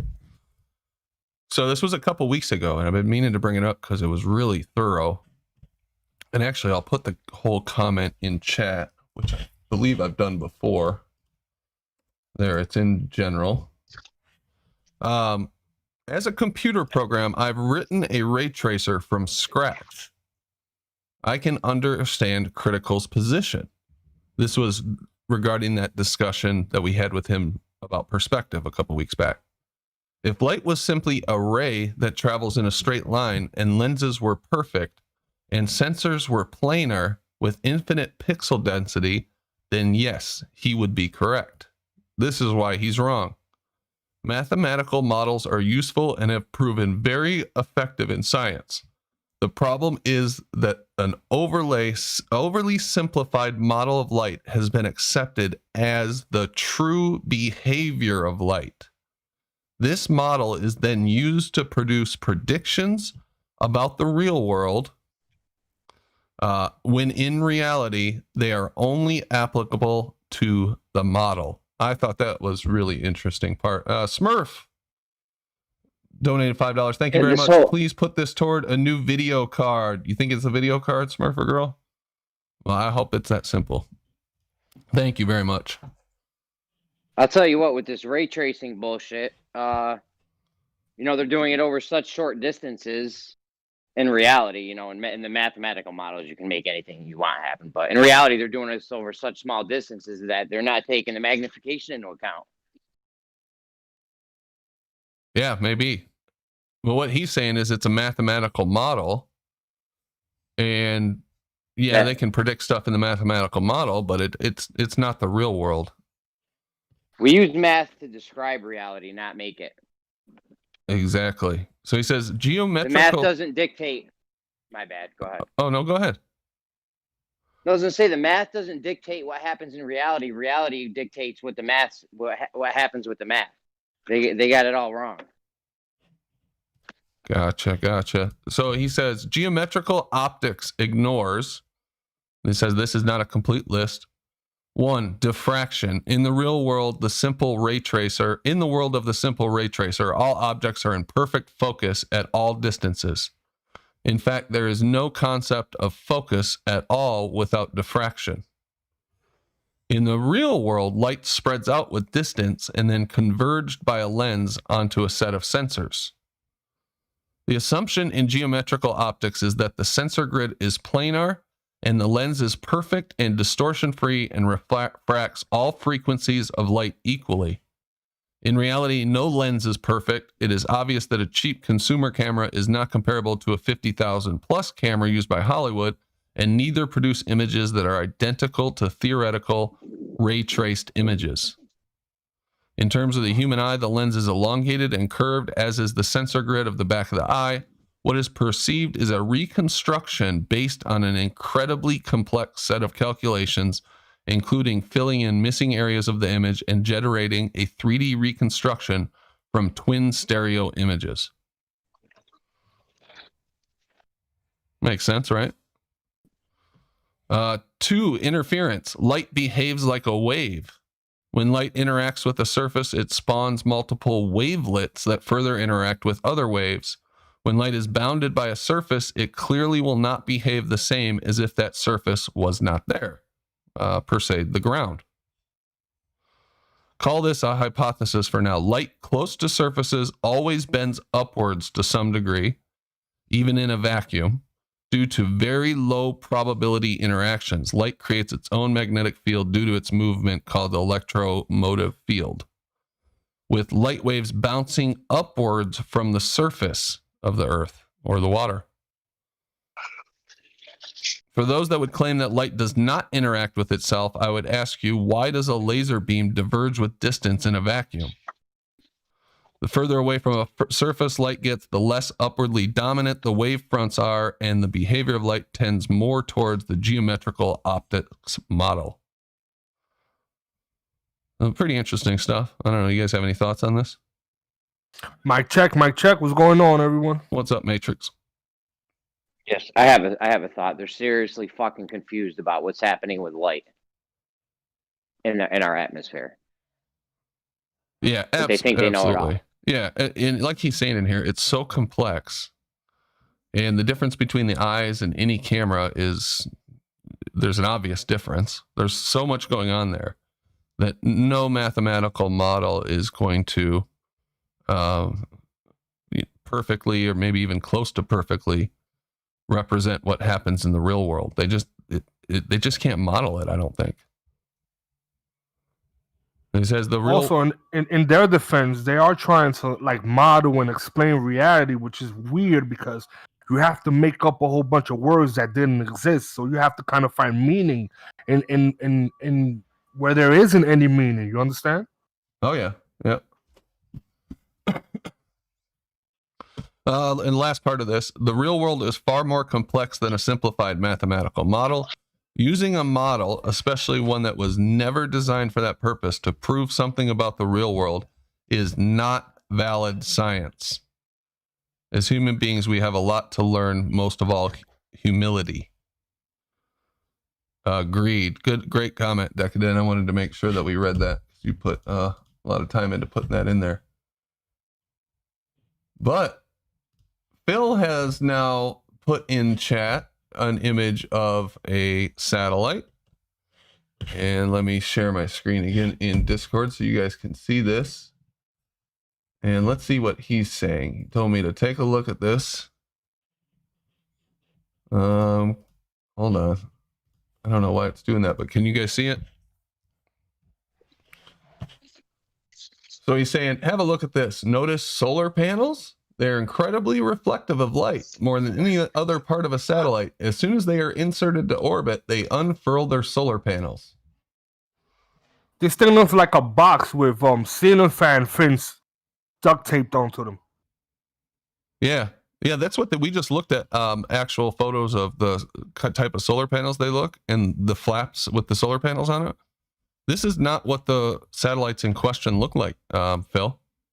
They didn't have this helicopter type solar panel arrangement on here.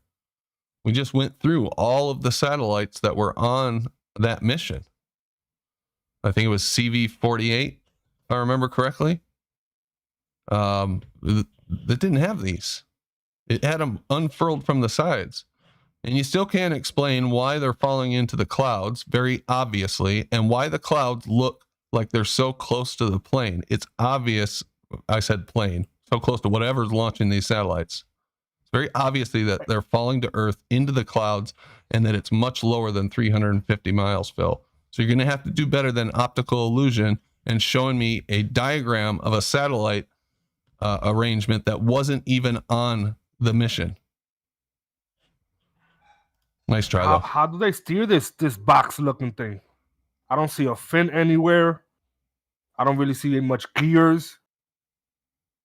I don't either. And I don't, you know what else I don't see? I don't see an engine. So how does it get, why is it falling into clouds? How does it get back up? It falls into orbit, guys. You heard Sean last night. It falls into orbit in the clouds. How does it stop? Where are the brakes? I don't know, Phil. Pretty sketchy so far, man. Well, just ask Phil. Has he personally ever seen this thing in real life in front of him? Not a sketch, not a drawing, not an artist rendition. Have you actually seen the thing in front of you? Yeah, Phil, have you actually seen these CubeSats? I'm sure he has. I would hope so. He's always talking about them. So that's that. That would be very interesting if he's never seen it and or ever questioned these things, and he's just spitting this shit out there just because he facts in some numbers and whatever. Yeah, exactly. Bob, you just let me know when you're ready. Okay. So Matrix, have you seen the videos I put out on the satellites falling into the clouds? Do you have any thoughts on what's happening in those videos? I mean, it kind of looks exactly how you're describing it. I mean, I can't really say much about it. Yeah. Do you have any idea why they would be doing that? I mean, what are they doing? I mean, listen, man, I couldn't even begin to grasp the logic that they're using here. They're fucking faking space. What are you guys talking about? They're faking space. And I don't even understand why satellites going into orbit, they won't even have to see a cloud, because isn't the orbit way above where the clouds should be? So I don't even understand why they need to be in the vicinity of clouds to you know what I'm saying? It just doesn't make any real sense to me. Yeah, no, none of it makes sense. It makes sense if they're faking space. That part does make sense. I'll give you that, Jeremy. Maybe we're overthinking it too much. Well, I mean, Okay. I know you guys usually don't understand, but it's okay. No, all right. So I'm ready with the first one, I think. Okay. Okay. So I'm gonna back this thing up so that I can just. Oh, I can't go all the way back, can I? Okay. Unless here, hold on. Let me just check to see if I can do something else. Can I just back it all the way up? Yes, I can. Okay. All right. So let me go ahead and share my paint screen here, and let me know when you guys can see it. So this is trick number. I've identified 2 tricks that they use. This is trick number 1. These might be a little bit meta. The first one not quite as much as the second one. I'll do this first one. It's not quite as meta, and the people that we talk to might not even realize that these are a trick. They may have actually been tricked themselves by these things and think that they make sense. Okay? So can you guys see my awesome artistic skills here with the circles? Yes, the 2 pie looking things. Okay. All right. So the left one is Earth. The right one is a merry-go-round. All right. So the classic argument is the merry-go-round. It's only going 15 degrees per hour. Okay. Would you notice that? All right. And of course, the answer is, well, no, you wouldn't notice that going 15 degrees per hour. That's so long and that's such a small amount of degrees. Okay. That's a trick. That's a trick whenever you're trying to talk about the rotation of the Earth. Okay. So here we go. The Earth would be approximately 24,000 miles in diameter, right? Is that the right word? Diameter? The surface. Circumference. Circumference. 24. It's right around 24,000 miles, right? So I just rounded to 24,000. Okay. All right. Now these red parts here, I've identified. Now these lines aren't measured exactly. I just put these in here with the line tool or whatever. These aren't. This is just to give you an idea of the section of the circle. Okay. The red parts represent basically 15 degrees. Okay. You have 90 divided in half, and then that section divided into thirds. 1/3 would be 15, because 1/3 of 45 is 15. Does that make sense to everybody? Okay. Yes. All right. So, Earth, 24,000 miles. That means that 15 degrees represents 1,000 miles. Okay? And that means that in 1 hour, if you're going 1,000 miles an hour, which you would be, okay, 15 degrees in 1 hour means 1,000 miles in 1 hour. Okay? Because 15 degrees is 1,000 miles. That means you're going 16.66 repeating miles in 1 minute, and that means that you're going 0.27 repeating miles in 1 second. That means you're going over 1,400 feet every second if you're moving 15 degrees per hour. Now, does everyone have an idea of what they think that would look like if you were moving 1,425.6 feet every second?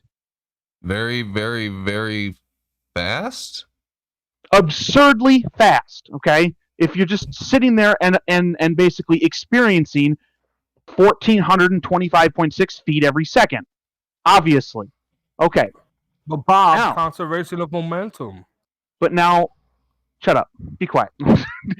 But they'll take this and they'll say 15 degrees per hour. Of course you wouldn't notice that. Here's the problem with the merry-go-round. And I'm going to be very generous here with the size of the merry-go-round. I'm going to say the merry-go-round is 24 feet, which I challenge you to find me a merry-go-round in a park that's 24 feet.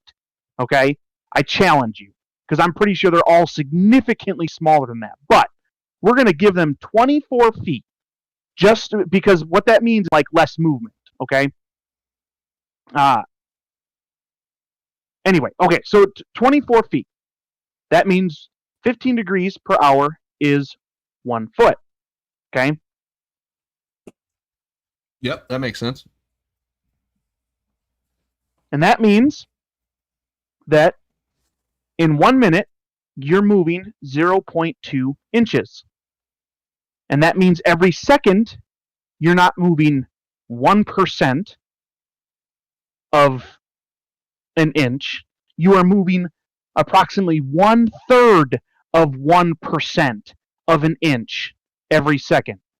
Now, does that seem to be the same speed and the same experience as 1,425.6 feet every second? 1/3 of 1% of an inch per second? Huge difference. Many orders of magnitudes. Obviously, it's a trick, okay? When they say 15 degrees per hour, it makes it seem like they have a good point. Yeah, you wouldn't notice 15 degrees of turning per hour. The problem is that on the merry-go-round, like you said, it's orders of magnitude smaller on the merry-go-round, the actual distance is being covered in 15 degrees. In 15 degrees of an Earth rotation, you're moving 1,000 miles. In 15 degrees of a large merry-go-round, you're moving a foot. So it's a trick. It's a mind trick. Basically, they get you to think about it in degrees and make you think that they have a good point when they don't at all. It's a very clear difference, orders of magnitude difference between 1 second on the Earth and 1 second on a merry-go-round. And if you cover the 10 other supposed rotations that is doing other than this one, I mean, it's an illogical amount of numbers there.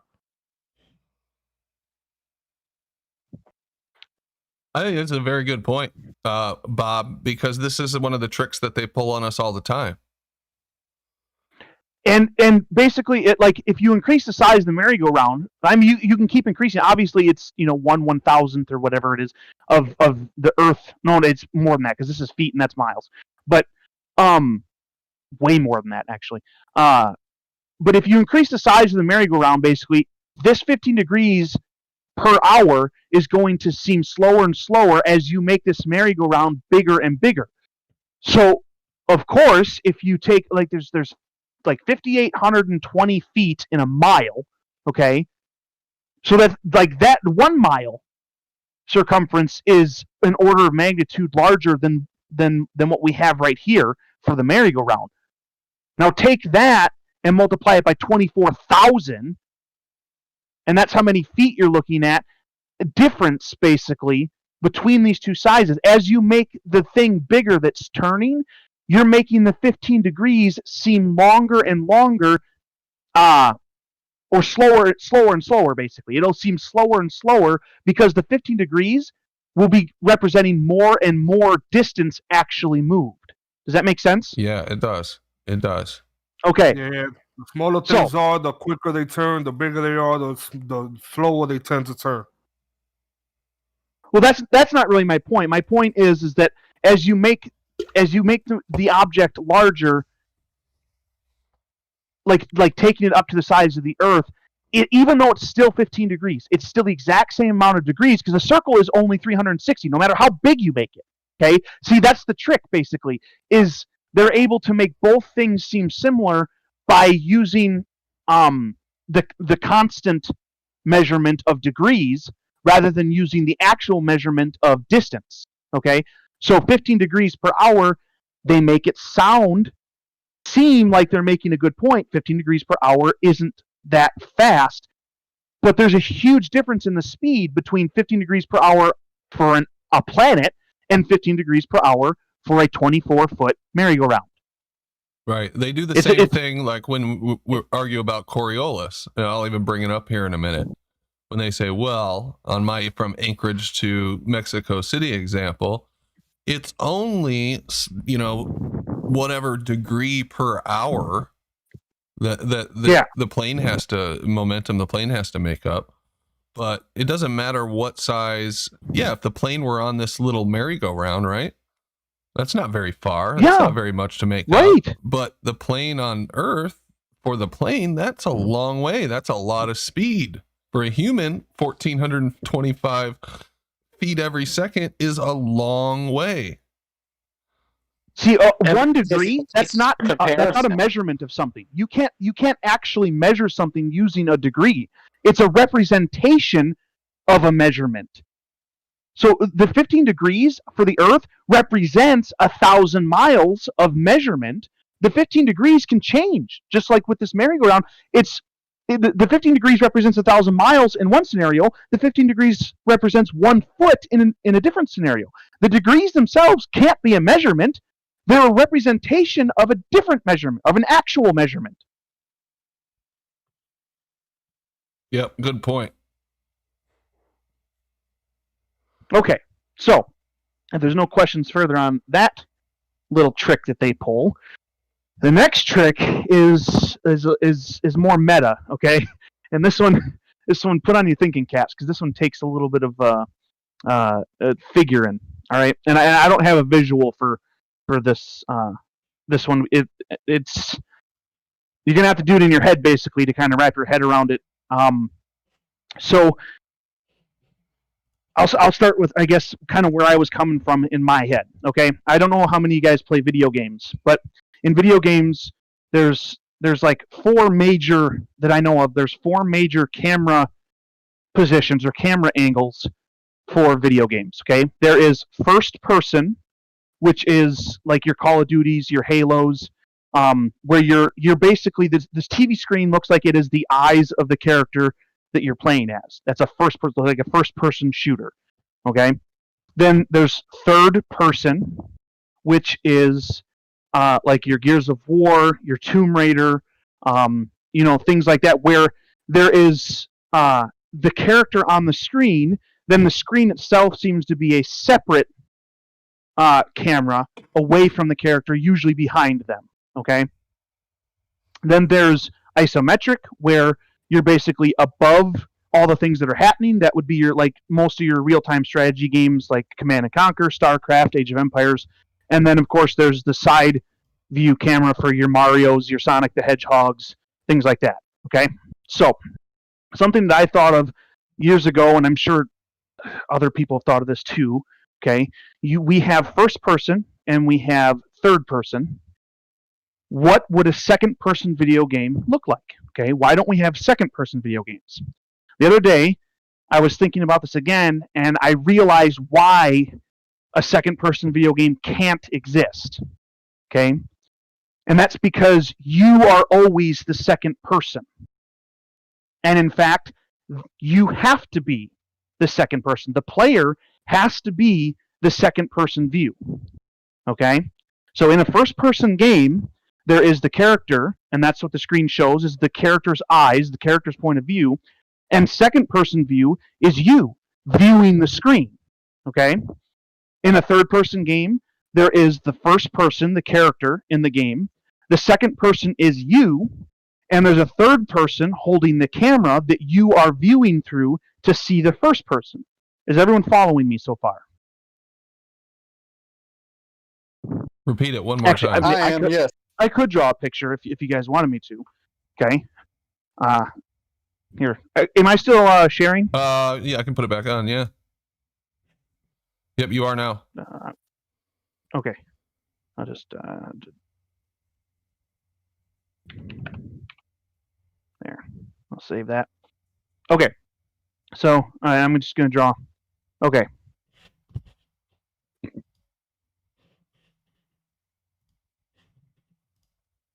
No, that's not what I wanted. Okay, we're imagine a side view of these guys, and they got mouths, and it looks terrible, but whatever. This guy looks like a cyclops, doesn't he? Okay, so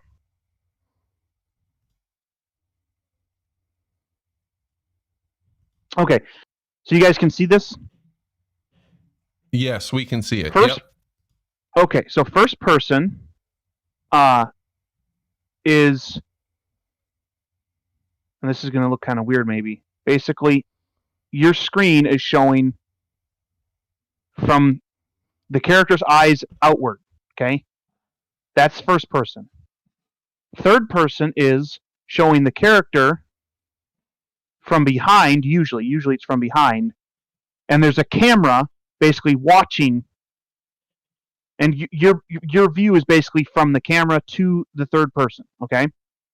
So, okay, no matter what the camera angle is for the video game, you are always person number 2, okay? So like I said, in first-person games, person number 1 is the character, you're person number 2 looking through the first person's eyes. In the third-person game, person number 1 is the character, and you are the second person looking through the third person's camera at person 1, okay? And then, of course, the other 2 camera angles don't really matter that much. They're just basically different versions of a third-person camera, okay?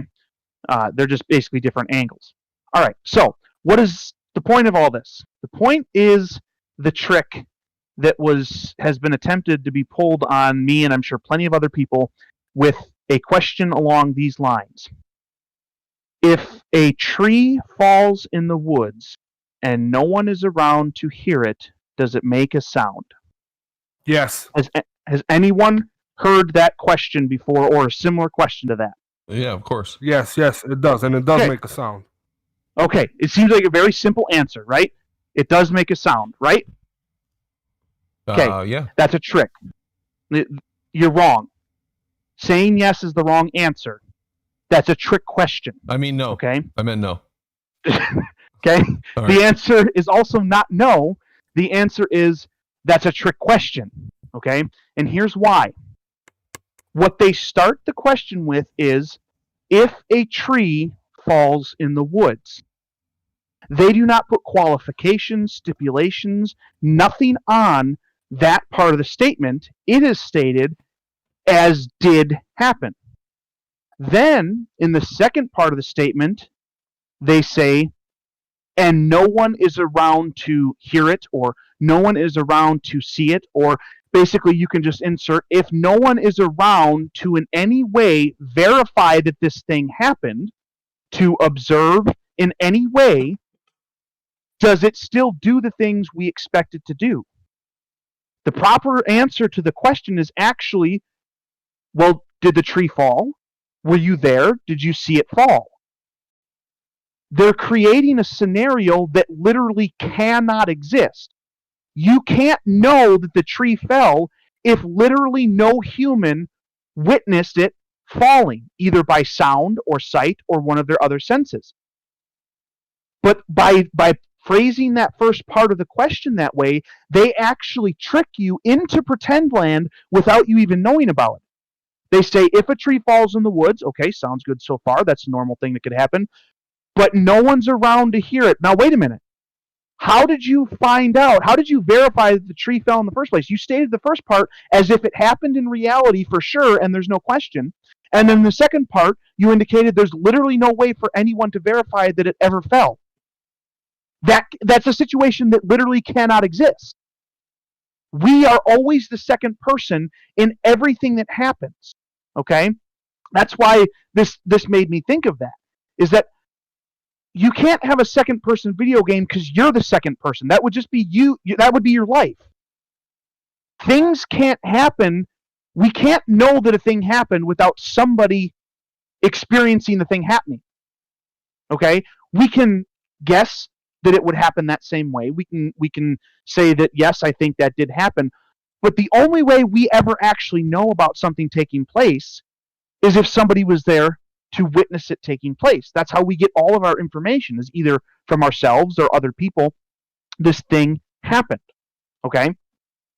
And like I said, this is kind of meta, but when you understand exactly what the second person camera idea means, their question is describing a situation that literally cannot exist. And the appropriate answer is, were you there to witness the tree falling? How do you know it fell? And all they're going to say is basically it's a thought experiment. Okay? It's just an example. It's a hypothetical. Okay? in which case you need to demand from them an explanation of how a tree fell, and there was literally no verification by anybody, but we still know for sure that the tree fell. And understand that we can't go there afterwards and verify that the tree fell. We can now. All we have to do is set up a camera and walk away, and then we can prove that that thought experiment is nonsense. So we have the technology and the applicability to do that. So why? Well, it's not really. It's not really though. It's like going too deep into the question. I mean, it's no, real simple, right? Prove, unless you live in some sort of hologram. When somebody had that thought when experiment, things fall, hold they on. have mass, When they have somebody weight, had, it's gonna make a sound. When somebody it's had very that simple. thought, yeah. But here's the problem: when somebody had that thought experiment, digital cameras didn't exist. Okay. No, man, it doesn't matter. I think you're missing the point. So I think you're missing the time. point. Ask that question. This is not outside of the realm hypothetical. We know that, I mean, but we can ask that question. Okay, that's not the point. We can ask that question, and then we can resolve the question by putting a camera up, walking away, coming back, and saying, "Hey, that tree fell, but we didn't hear it." Well, we heard it on the video. The point of it is anybody isn't to prove that it did or didn't happen. That's not the point at all. It is. Okay. Because listen, when they had the thought experiment, bro, they didn't have the technology. You have to think where the thought comes from. It comes from limited knowledge. That's why it's a limited thought. It's not a thought experiment at all, because we have the technology to prove that it's a nonsensical thought experiment. Basically, anything other than yes to this question is an implication to some sort of holographic or hologram type reality, because you're saying it doesn't register if nobody's there.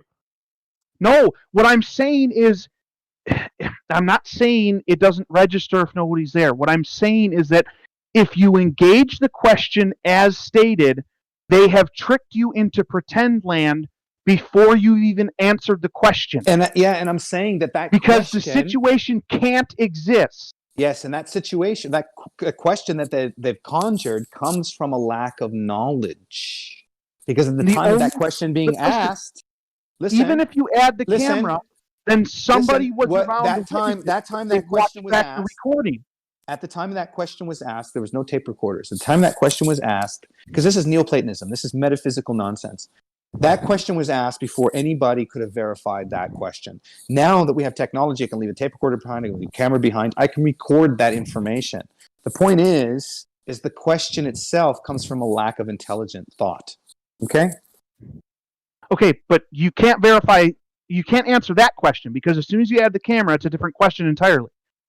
Okay? No. If you have a recording of the tree falling, then you can watch the recording and see the tree fall. Okay? What you're doing is you're removing the human experience, but you're still able to record the experience. The question is removing the human experience. Listen, you can't remove the human experience. You still had to use your eyes to watch the recording. There has to be a second person there. The fundamental question is to remove the human experience. That's what it's all about. It's to remove the human experience. The tree falls in the forest. Does it make a sound or whatever? Exactly. They came before recorders, dude. Well, this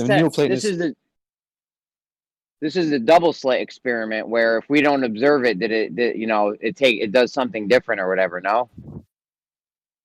I mean, not quite, because it's not like it's not like the tree itself is all of a sudden going to become cotton. It's just going to flow into the ground. You know what I'm saying? What happens with all that weight? It's just not going to make a sound. The tree doesn't exist. That doesn't make any sense. The point is that the tree didn't exist, and it never did. It can't exist. That's the point. Okay. What they did was they created a scenario that there are literally words can't take and there place. are trees, and sometimes they fall. You guys are stretching this way too thin. Maybe this might help you. Okay, I want you to prove to me that the tree fell without any way of verifying that proof. Well, that would be a silly way to ask the question. Yes, yes, it would. That's what I'm trying to explain. Yeah, that would be a silly way. Knowledge. It's exactly what they're doing. What they're saying is lack of knowledge, this thing that is unverifiable, is it still verified? That's what they're asking you. Well, but we're not talking about are you understanding that the ISS and space. We're talking about trees in the woods, and sometimes they fall. This is not outside of logic here. And I'm not saying they don't fall. I'm not saying that they don't fall. Okay. See, the What I'm contention saying here- is when they contention here ask is the the thought hypothetical experiment is not question, based on knowledge. they are not talking about a real tree. What's the question based in? Is it based in a curiosity of practical knowledge or metaphysical knowledge? What's the question based in? Philosophy? You ask, that would depend on the person asking it, but it doesn't matter because it's the same it's question. a philosophical question, right? It's a philosophical question. Many It's say not- without a knower, there's no info. If you don't have That's what I was knower, saying. This relates back to the double slit, Rocky. Yeah. the information Yeah, doesn't and- exist and- without and- a knower. That's can have- basically, yes, that's basically it. That's what I'm saying with the video game. You have to be the second person camera or whatever. Okay, but you have to be the second person. Without second person, without the player of the game doesn't get played. It doesn't happen. There has Doesn't to get be rendered. there has to be the player of the game. There has There's to be no the rendering. experiencer. Right. Yeah. Okay. So there has to be. You can't have a second person camera in a video game because the player is always the second person. It's the person who is having the thing take place. And it's the same in reality. We can't have things take place without anyone experiencing the thing take place. Otherwise, we have no way to know that the thing took place. Well, you could go in the I woods, think see you the guys need tree. to think Then about you the could, implications of what you guys are saying. What does that say about reality? It doesn't say anything about reality that is any different than normal rules of reality. The tree that falls in the woods, how do you know it fell? Let's start with that. we can go in, we can see the tree, we can come back 10 years later and see it laying on the ground and decomposing. So we can know it fell. Okay, but what if it didn't fall? What if somebody came along and gently cut it and then gently set it down That's on the not ground the without question. making a Which sound? is That's not the irrelevant because question. the The point of question- the question is It's not irrelevant. if a It's tree not whether it falls, made a how it sound. falls, it Right, is irrelevant. exactly. That's the point. When they It's a say sound. if it falls, they are saying it did fall. Except in the very next part of the sentence, they're saying we have no idea if it fell or not. That's the point. The statement itself describes an impossible situation that cannot exist. They can't simultaneously know that it fell and also not know that it fell. So the thought experiment is not based in knowledge, is it? No, it's not. It's like I said, it's a trick. Exactly. And I think even the people that like the person that tried to use this on me several weeks ago or whatever, I think it's such a meta trick that even they might be convinced that it was a good question. Like, I don't think that they necessarily even realize that it's a trick. But by setting it up the way that they do, they're actually tricking you into pretend land if you even engage with the question as asked. How do you give me an example of this in this arena, Bob? How do you bring this back to flat Earth? Oh, okay. I didn't think of an example. I just thought of the tree one because that's the one that was used on me. Yeah, I would have to give that some thought to try and find like an analogy specifically doing with like flat Earth or something. Oh, okay. How about if I rejig that question? Okay. Okay. Let's try this one out. It's been cut and gently laid. Okay, so here's what I would say, okay, is that in my experience, when a tree falls, it makes a sound. If you are going to ask me about a hypothetical tree that absolutely has fallen, Sound check. then 1, you 2, need 3. to prove to Sound me check. that it fell. You guys should hear me. Otherwise, I have no way to verify that it fell or that it made a sound. Do you see what I'm saying? Yeah, but we did establish that those trees did fall. That's why I asked you before this question. Because I knew that's what you were going to tell me. No, okay, we established that trees, in our knowledge, have the ability to fall, and that we both accept that it's logical that not all of them were gently set down when that took place. Right. Now, those trees, nobody being around to hear it or see it, right? But we know it fell, right? Did it make a sound or Okay. not? Nobody there to witness it or see it or record it or anything. I don't know that it fell. I know that they most likely all were not gently set down. That's not the same as knowing for sure that it did fall. Okay? Do you see what I'm saying? I think we're not tracking on this one here. Okay. Because we established that they do fall, right? Okay. Now, We established that they can fall, not that they do, that they have the potential to fall. No, but we've seen them. We walked through the woods and we've seen them there. Sure. They're rotting. Pretty sure I have seen a tree fall. Absolutely. You can't respond with certainty unless you are certain. So unless you invoke assumption that, oh, well, we assume they fall because we know they do sometimes fall. Most of the time they fall, and possibly all the time they fall. But you don't have certainty as to that fact. Maybe I mean, it sounds like a very logical deduction, though. Like it's like something very certain. Okay, You know? think about this. Okay, if nobody, we've never experienced being able to experience something without experiencing it. Okay, so the tree, we know that a tree, when it falls, that it makes sound because we experience the tree falling and then the sound happening. What we don't have is a case of absolutely no one experiencing the tree falling or the sound, and then we somehow were able to go and declare that there was a sound or no sound. We can't do that. Like, it's difficult to try and explain. This is a trick thing here, you know, in a way. But it is. If you use logic, you have to say, now there's no way to prove this, right? Now if you use logic, you have to say that any tree that falls will make a sound regardless if there's anybody there to hear it or not, unless you want to go quantum on, you know. Right. There's no reason to think that trees don't make sounds when they do fall.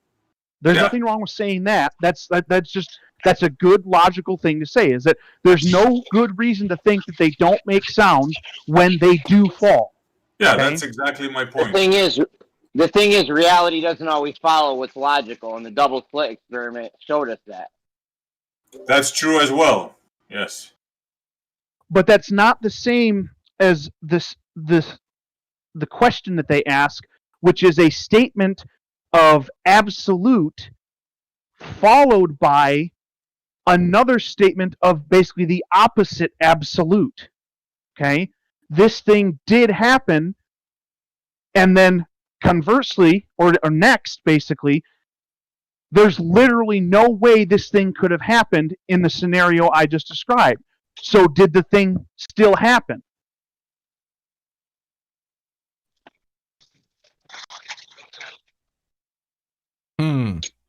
I don't know, Bob. It's an interesting thing to think about. I guess one example that was brought up in chat is the Big Bang. Oh, God. Get the fuck out of here with that bullshit. No, there's a pile of you-know-what right there. Talk about assumptions. Yeah. Exactly. We assumed that, well, not us, a Jesuit-trained Catholic priest assumed that 15 billion years ago, first they used to say nothing, but now they say out of an infinitesimal, unimaginable, small space that you can't even imagine, boom, and everything we have here came out of that. Yeah, right. Brandon, I don't know if we're going to find an analogous example, because that's not really what they do. They use what I just talked about with the tree as a trick to get you into what they actually do. See, what they're trying to do is get you to agree that things that we can't verify still happen. That's where they're trying to get you to. They're trying to get you to pretend land. And so they use this thing that seems like it's not pretend land, tree falling in the woods, no one around to see it, does it still make a sound, to trick you into pretend land without you knowing about it. Okay? So I don't know that we'll find an analogous... I've thought about it a little bit here, and I don't know that we'll find an analogous thing with like the flat Earth and space and like that, because they're not trying to get us to believe things that are logical that we normally are able to verify. They want us to agree when a tree falls, it does make sound, because that's what you experience when that takes place for you to verify. But do you see what they did there? They took the thing that you normally can verify and maybe even have verified and got you to transfer it over to the things they're claiming, which you can't verify. They want you to agree to the non-verification with the trick example, basically. Yeah, no, I know what you're saying. So I hear them do that a lot in some of these arguments where people will ask you 10 questions that they know that you'll say yes to. Kind of like what you're saying. They'll use something in the real world and say, okay, water's wet, right? Yep. There's such things as waves, right? Yep. Have you ever gone to the beach and you see like a crest of a wave and it's higher than the rest of the water? Yep. Okay, Earth's a ball, right? That type of thing. But I guess you could kind of apply it to curvature. I've never personally seen curvature, but I'm told it's there, right? Right. That would be one of the concepts that they'll try to get you to accept, is that you've never seen the curvature. You've never verified the curvature, right? So then they would bring you to the tree in the woods. Does it still make a sound? The answer would normally be yes. And so now what they've gotten you to do is agree that you can take information from one end that is unverified, take information from the other end, agree to the non-verification, and then put those together and apply them to an entirely separate situation of non-verification, the curvature of the Earth. If you will accept the tree making a sound with no verification whatsoever that it ever fell or existed or made a sound or any of that, then why won't you also stay with us in pretend land for curvature of the Earth? Well, the thing is, we know Earth's a sphere, so we know the ships are getting hidden by the curvature of Earth. That's how that works. So science or pseudoscience needs us to be comfortable to play along and exist in an unverified, assumed state of being. And they've done it beautifully. Like we are all assumptions and the agreement and all of that stuff. And when you do, it all makes perfect sense. But if you actually stop to think, I can't prove that, I can't verify that, then the wheels just fall off. Right. If you're agreeing that the tree exists and it fell and it made a sound, all based on this person talking to you without any verification whatsoever, that's the same as you agreeing that the Earth curves, basically, without being there to see it, hear it, in any way experience it yourself, and then accept, basically, that you don't need the verification ahead of time to just agree that it took place. Gotcha. Bandsaw Bandit, $5 super chat. What's this got to do with cloud escape velocity?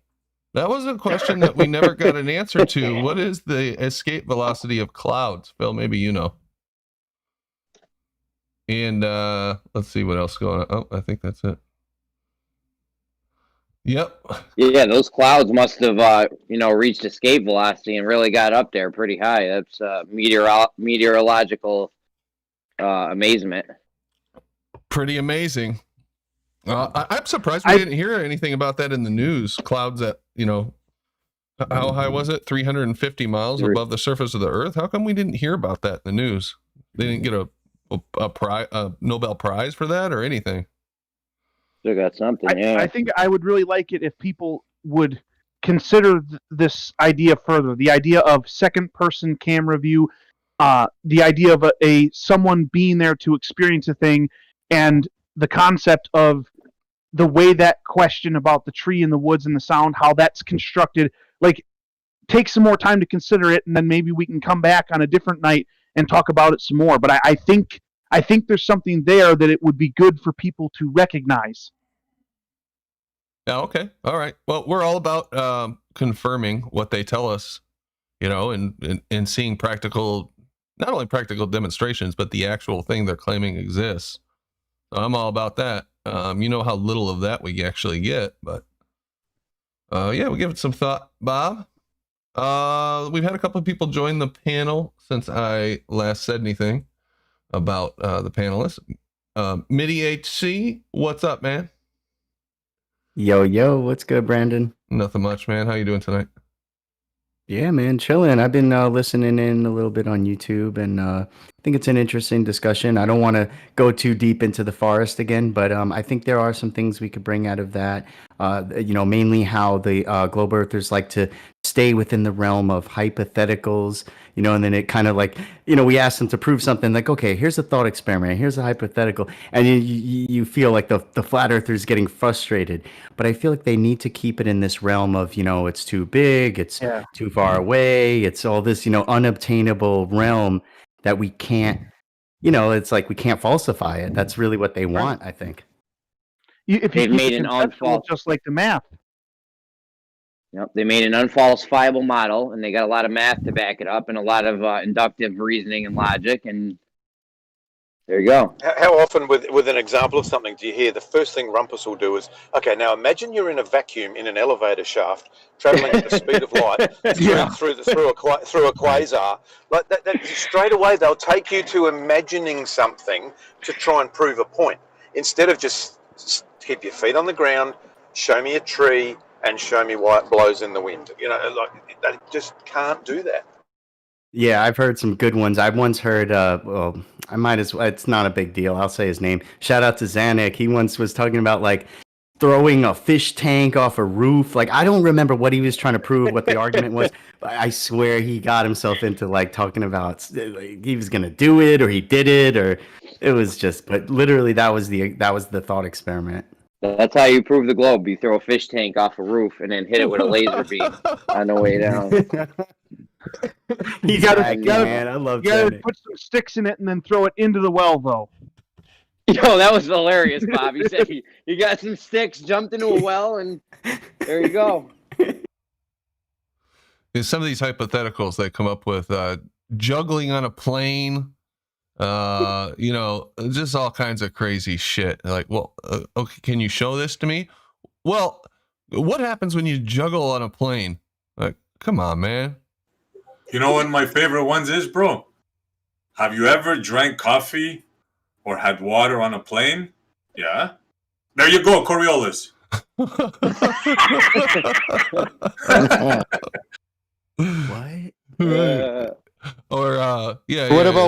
What about Bob the science guy there trying to tell you that when you drive your car you have to correct for Oh my god. Correct for curvature. Yeah. I mean, I have a Coriolis. My bad. I have a Coriolis calculator built right into the dashboard of my car. So I mean, I don't know what you guys are working with.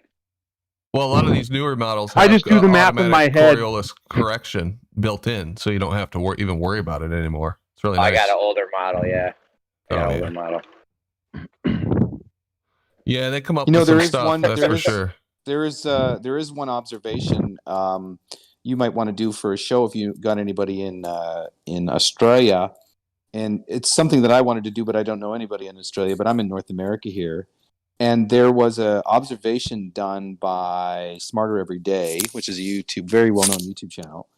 And what he did is he basically dispelled the myth of Coriolis being witnessed in your toilet or your sink, right? So this is done by Smarter Every Day, that Ginger host guy.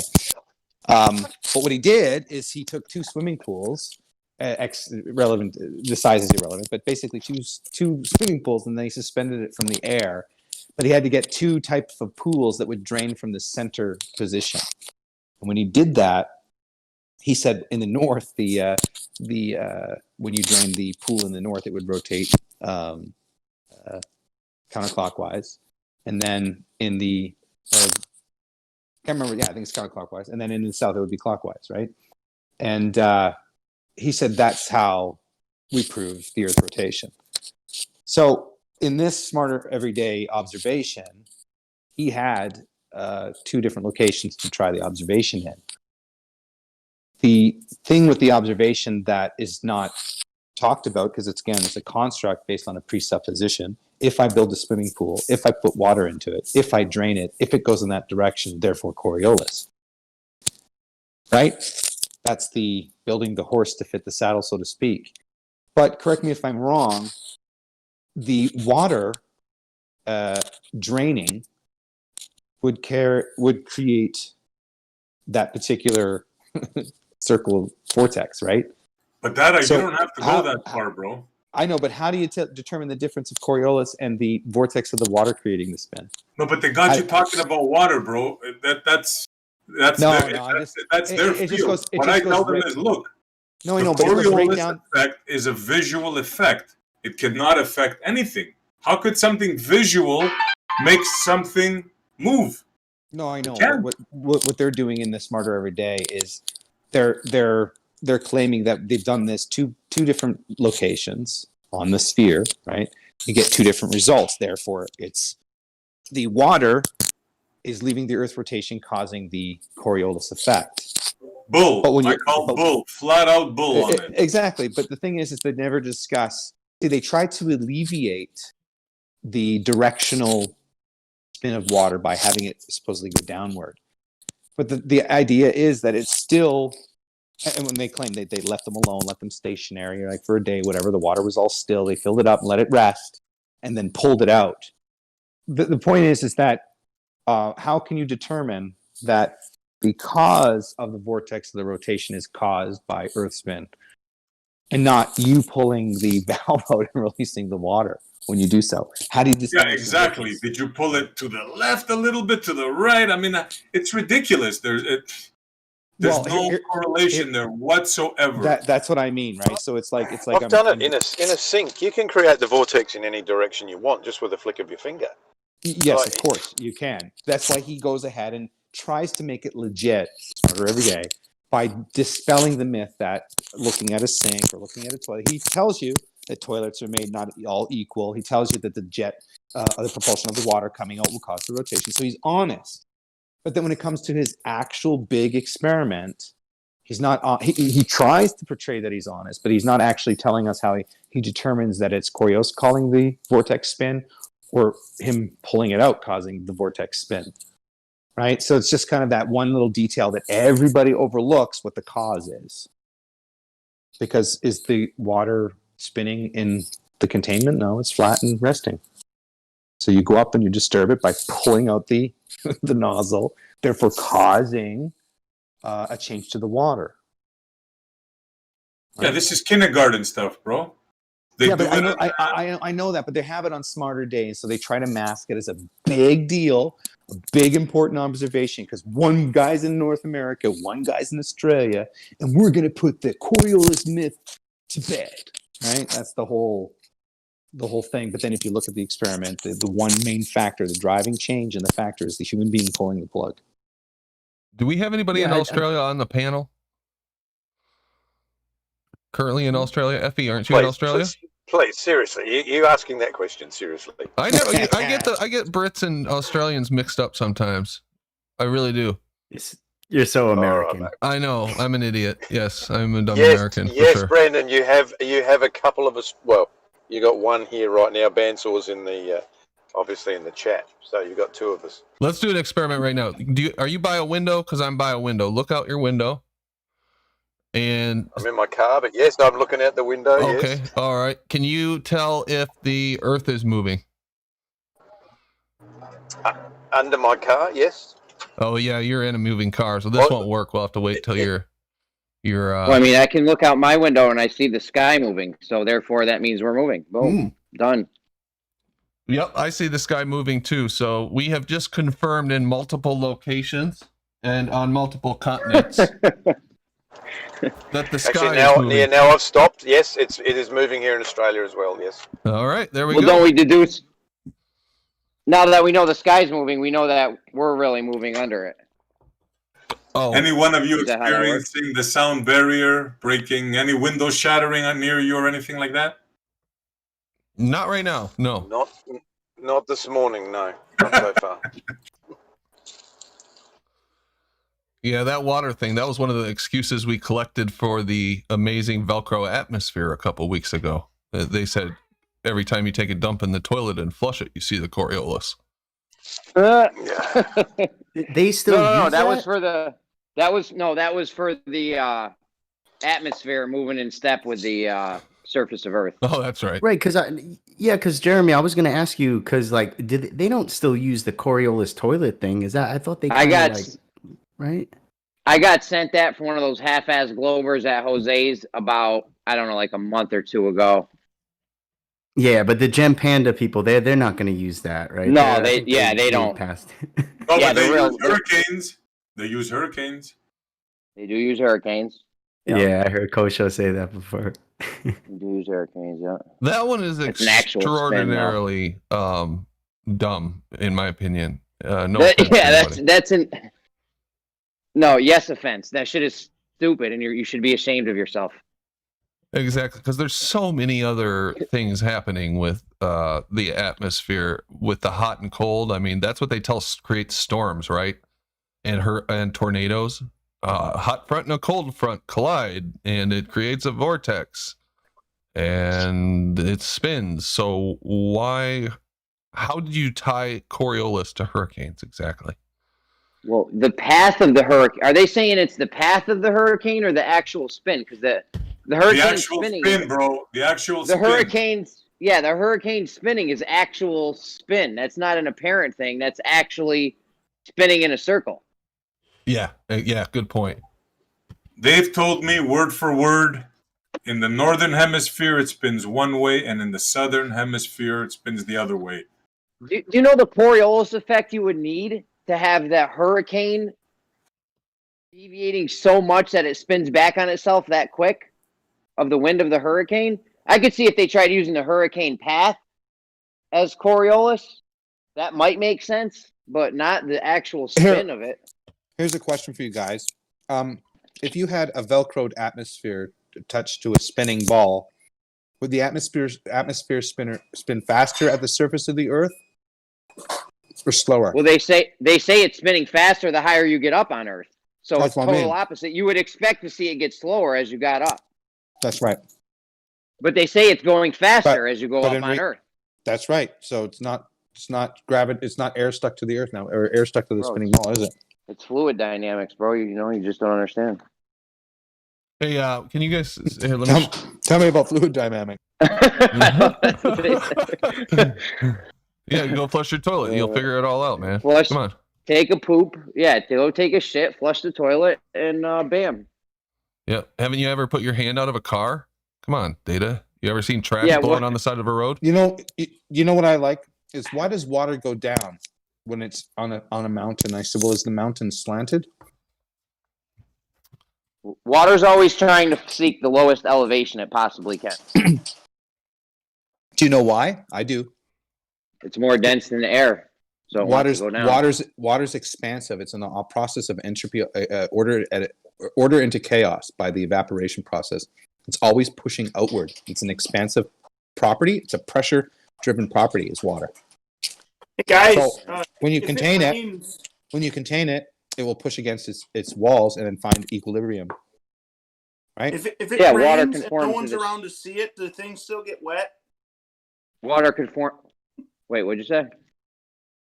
I said if it rains and no one's around to see it, do things still get wet? Well, is it even raining? Is the real question. Well, it's like your video game. If we're not there to observe it, is it even getting rendered? Right. Exactly. Yep.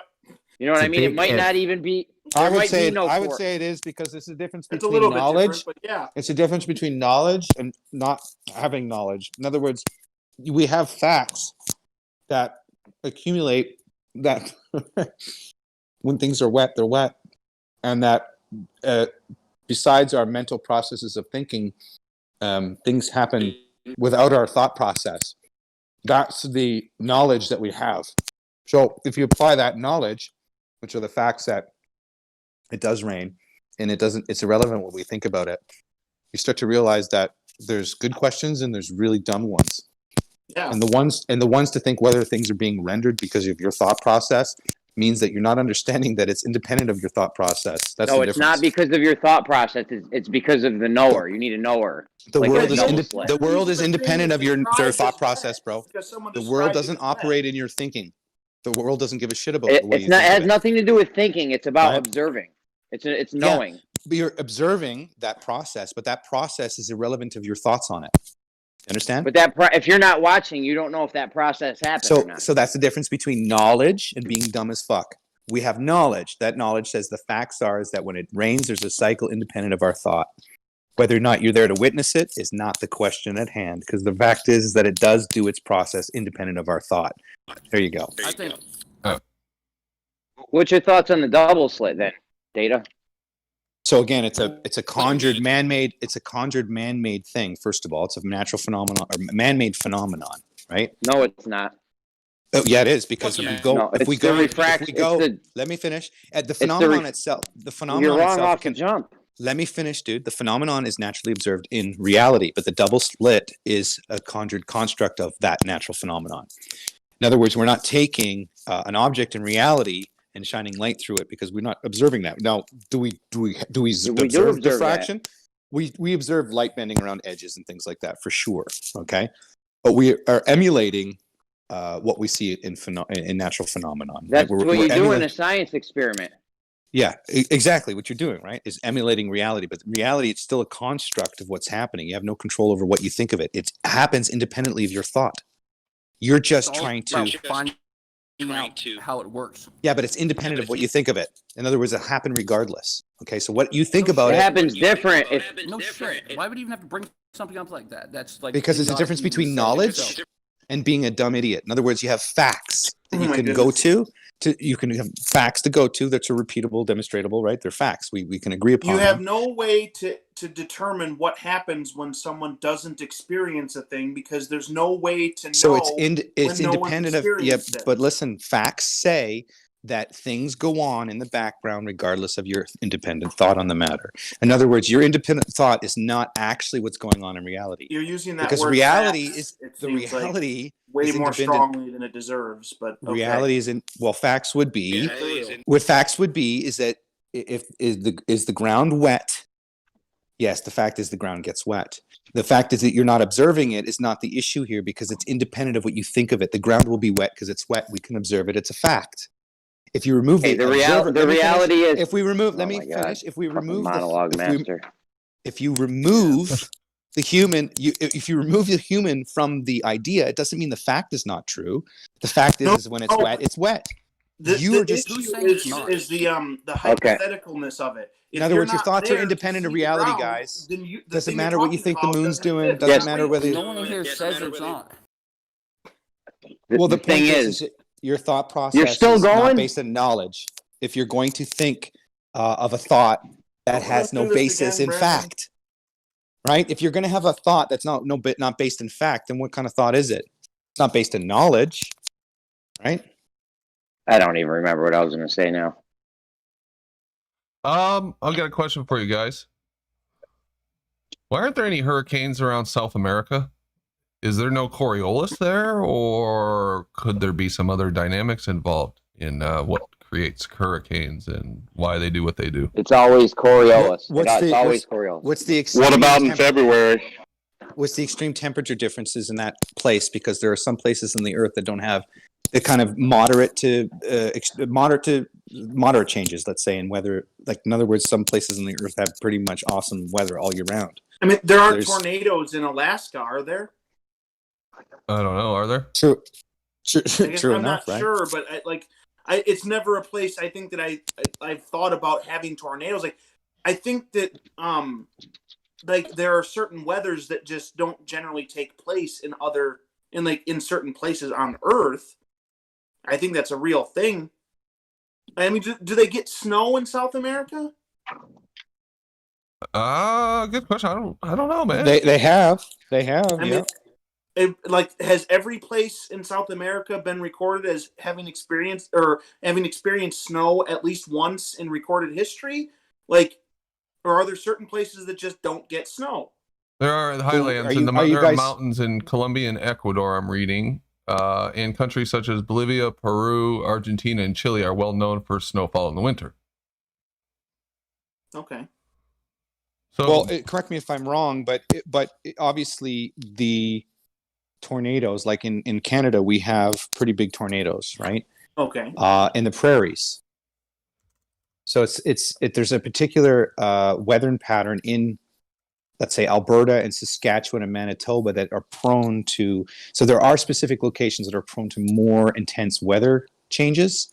And usually the intense weather change is synonymous with, vortexes created by the high and low pressure, might actually right? be two separate sets of circumstances. Like tornadoes might be a consequence of the landscape and how the winds get blown and then combine, whereas something like snow might have to do with something else having to do with like temperature and things not necessarily related to the topography or the landscape. You know what I mean? Like it could be that there's certain variables that make one that don't have anything to do with the other. I don't know. Well, I noticed that one of the primary differences I noticed, and I could be wrong with this, it's just an observation, is that usually the tornadoes happen over flat, plain, level surfaces, and areas that are higher in elevation, more mountainous terrains, are not exposed to these turbulent weather patterns.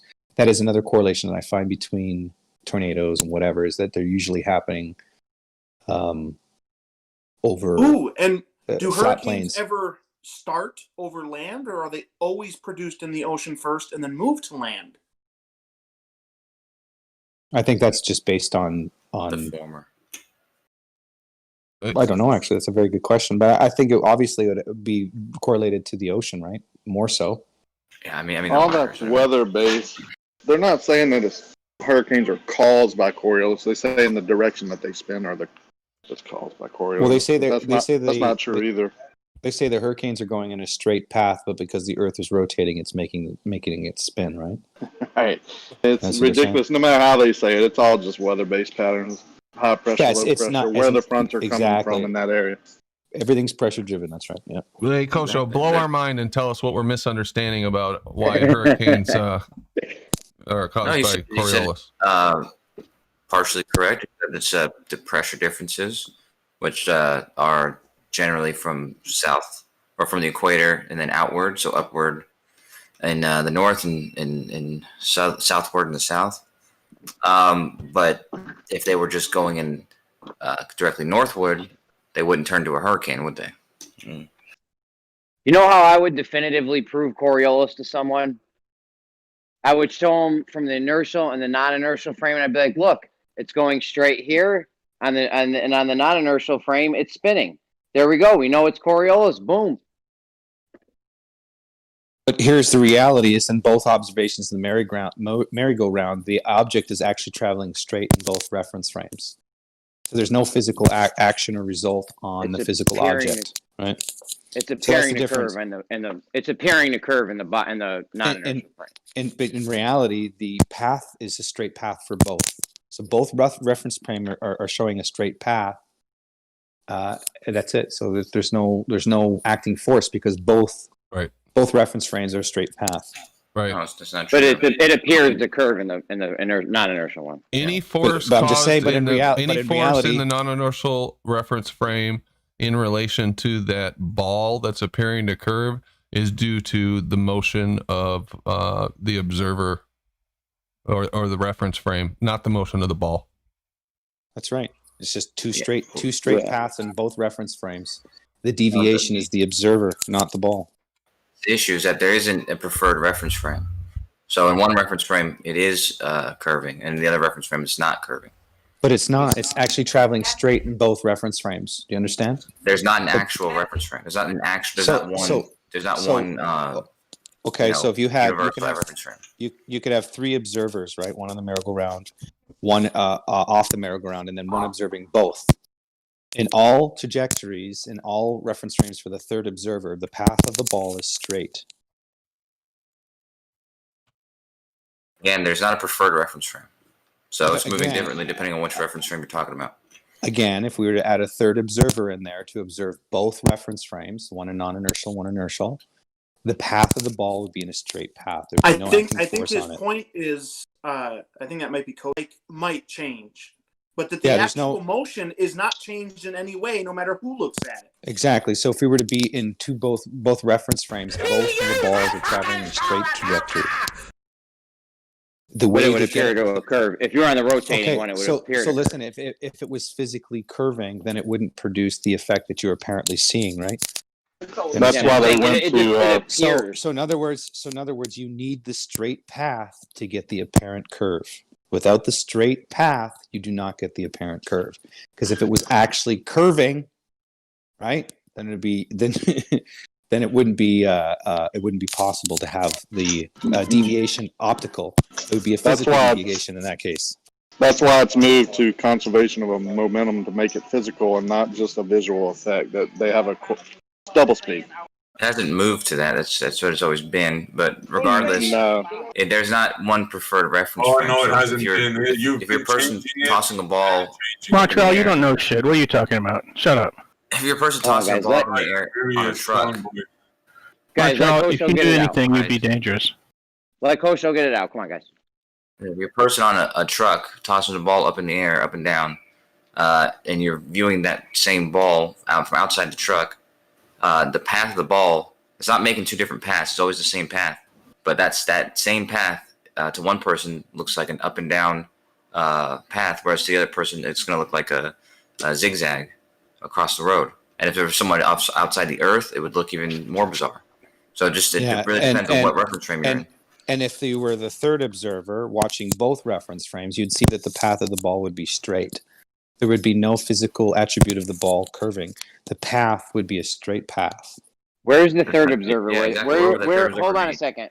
Where is this third observer? Where you can see both of them? Well, just add a third observer. Have a person observing both a non-inertial and inertial reference frame. Just envision that. And envision the process of the ball being thrown in both reference frames from the third. I can't envision that because Okay, I well, can't then don't. envision that I'm because sorry, you'd I have can't to help be you in then. one or the other. You'd have to be in one you or can the be other. out. No, you don't. You can be You can be outside, outside or of do. both.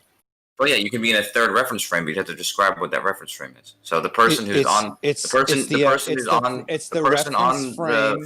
person on the butt, frame that can see both reference frames. Yeah, the person on the truck is one reference frame. The person outside the truck is another reference frame. The other person would have to be maybe outside the earth, or possibly in some other moving vehicle somewhere else. And in either case, they're going to have different observations. But you can't just say that. You can't say the third person is in the observation. It's simply stated that the ball would be traveling in a straight path in both observations. The non-inertial reference frame and the inertial reference frame would show straight paths. That's it. That's all the claim is. It's very rudiment, very basic. It is basic, but it's also wrong. The only person who's going to have a straight path observation of the path of the ball in that example is the person on the truck with the ball. So the physical path, I'm not certain if you understand, the physical path of the ball doesn't actually change. It remains straight in both reference frames. Now you're contradicting your own. Okay, I'm glad you're saying this because now you're contradicting your own claim of Coriolis with hurricanes. You claim that the hurricane is traveling in a straight path, but it's the Earth that rotates underneath it, causing the Coriolis effect. No, I didn't say that either. That's what you guys asked or said yourselves. What I said was it travels northward. What I said was it travels northward, and the Earth's rotation would cause it. Father, Dada, be quiet for a moment. Let him talk. Just make some Dada, clarity. stop, bro. Shut your ugly face. Let's clarify this now. Are you saying that the ball actually does do a curved path in reality for either one of the reference frames, or does both of them go in a straight path and it's the non-inertial reference frame that deviates from that straight path, causing the apparent deflection? Are you saying that that is incorrect? As I said, the person on the truck, if you were to put some sort of trail, a colored trail that would show the path of this ball throughout time, the person on the ball on the truck going up and down would see one path going straight up and down in the same spot. Whereas the person from outside the truck would see a zigzagged trail being left by the same ball, a zigzag going across the road, up and down. Kosho, let's focus, they would have two bro. different observations. I appreciate your example, but let's just go to what I'm saying. Okay, we have two reference frames right now with a third observer outside of the two initial reference frames. The purpose for that is to see the ball traveling in both reference frames. Do you understand the observation now? It's to Doesn't see make which sense path. unless you describe that reference frame. It's which it doesn't make sense. You just offered me another example. So there was your example would be a guy Where's on a this moving third truck. reference frame? Let me finish. A guy on No, a where's truck this third damn reference frame? You have to describe what it is. You're in the truck, you're not in the truck. Where are you? So let me finish. So you've got a guy witnessing him throwing the ball up and down, and then you've got a guy witnessing that guy throwing the ball up and down, but creating a zigzag. But the guy throwing the ball would see the ball going up and down, right? So there's two different perceptions of the ball. Okay, correct? You agree? In my example, the ball is being thrown in one direction, right? There's not any alternate direction. There's no multiple directions. It's in one direction. Where's this damn third reference frame? I'll get to it. Just like the guy throwing the ball up and down. It's one path, right? But it's being perceived as two different paths, right? This is what your argument is. That is also my argument, is that the ball is being thrown straight in both reference frames, but you're getting the apparent deviation by deviating away from that ball in that straight path. That's what's causing the apparent effect. The problem is with your guys' rhetoric is when I throw a third person in play here, it's so that you could understand looking at both of the reference Where is frames this and what they're reference frame? happening. It's outside of the merry-go-round and it's outside of the non-inertial and inertial reference frame. It's looking at both of them. So my reference frame is my coordinate. So you're either in the truck or you're not in the truck. Yeah, where's the third person? So I'm above the truck and above the person that is looking at the ball. And I know that person is moving in a truck while the ball is going up and down. And I know that person on the ground is seeing the ball moving away from him and a zigzag pattern because I'm witnessing both simultaneously. Yeah, you're not. Right? What you're doing. No, you're not. You're one or the other. Yes. Data, your mic witness keeps. some- Hold on a so I second, can guys. witness some Data, your mic. simultaneously. Data, your mic keeps crackling, bro. It's crazy. I don't see this God reference frame that you want. Either is he moving with the truck? They would see one. If he's not moving with the truck, you would see the other. I don't see this third reference frame. So somewhere the idea is to look at the movement of the ball. The movement of the ball travels in a straight path in both reference frames. The way to get the deviation is to be on the non-inertial reference frame that moves away from the straight path. This is as simple as it gets. Do you understand? Cool. Where's the third guy? Is he in the inertial reference frame or is he in the non-inertial reference frame? So again, I just told you the third initial reference frame is just a thought experiment. So he's in an inertial reference frame. So sorry, forget the inertial. It's just yes, you can say it's inertial. Sure, why not? Just keep it inertial. It doesn't matter. The point is you're witnessing both of the observations. You can't see both. Is he in the truck and is he in the inertial reference frame or in the non-inertial reference frame? A third person. How can you see both? You can't see both. No, I'm sorry. You cannot see both at the same time. So listen. You cannot see both at the same time. You cannot. So we can. So if we had a camera set up, we had a camera set up on the moving truck. You're in the inertial reference frame. Let me finish, and then we had a camera set up with the second observer in the inertial reference frame. Then our third observer has both cameras. He can observe the effect simultaneously from two perspective points. So the third reference frame is God then, right? And guess what the commonality is? The commonality is the ball travels in a straight path. It's both observed in both observations using camera technology, providing both observers in real time to the third observer witnessing both reference frames. That's how you can establish a third reference frame to show that the ball travels in a straight path in both reference frames, and it's just the deviation in the non-inertial reference frame deviating from that straight path. That's it. Yeah, you see the paper I posted? It shows two different reference frames. It shows one, it shows the other, it shows the one, it shows the other again. It's two reference frames. I'm watching both. So there's a camera on both. I'm watching both. I'm not in a third reference frame. I'm viewing both reference frames one at a time. I'm just using that as an example. It's not technically a third reference frame. It's just showing you that I can observe two reference frames simultaneously as a third person, independent of the two. When I do observe the two other people independent as the third person, I can witness both non-inertial and inertial effects visually. Those effects are needed for the ball to travel in a straight path to show the deviation. In the non-inertial reference frame, it deviates from the straight path, causing the apparent deflection. It's easy as pie. Well, now that we got that all straightened out, it's about 8 o'clock. Gonna end the show. Let's skip final thoughts because we went a little later. I thought a good argument was coming, but we're talking about reference frames. I will keep recording, possibly put it out. Thank you to everyone for joining the show, and thanks for watching. Thanks for supporting the show. I'm going to continue to work on my, maybe it is the video card, Smurfer. I don't know. I hope you're right. I hope it's something simple. You guys have a good night. We'll be back tomorrow. No idea what's going on. I know Brian is very excited about a test that he's putting together, Brian Leakey. So hopefully he'll stop by and tell us about it. And I know he's going to do a proof of concept on Jeremy's idea. So maybe that's what it is. I didn't get a chance to watch his video, but I'm sure he'll have. Brian's always doing something, so we'll see what he's up to. And let's see what else is going on. I saw Heath Carmody is putting videos out again. Go check him out. As well as all of our panel members. SE Montreal is continuing to put out sun observations. And lots of good stuff going on. Anyway, you guys have a good night. Thank you for everything, and we will see you tomorrow. Bye.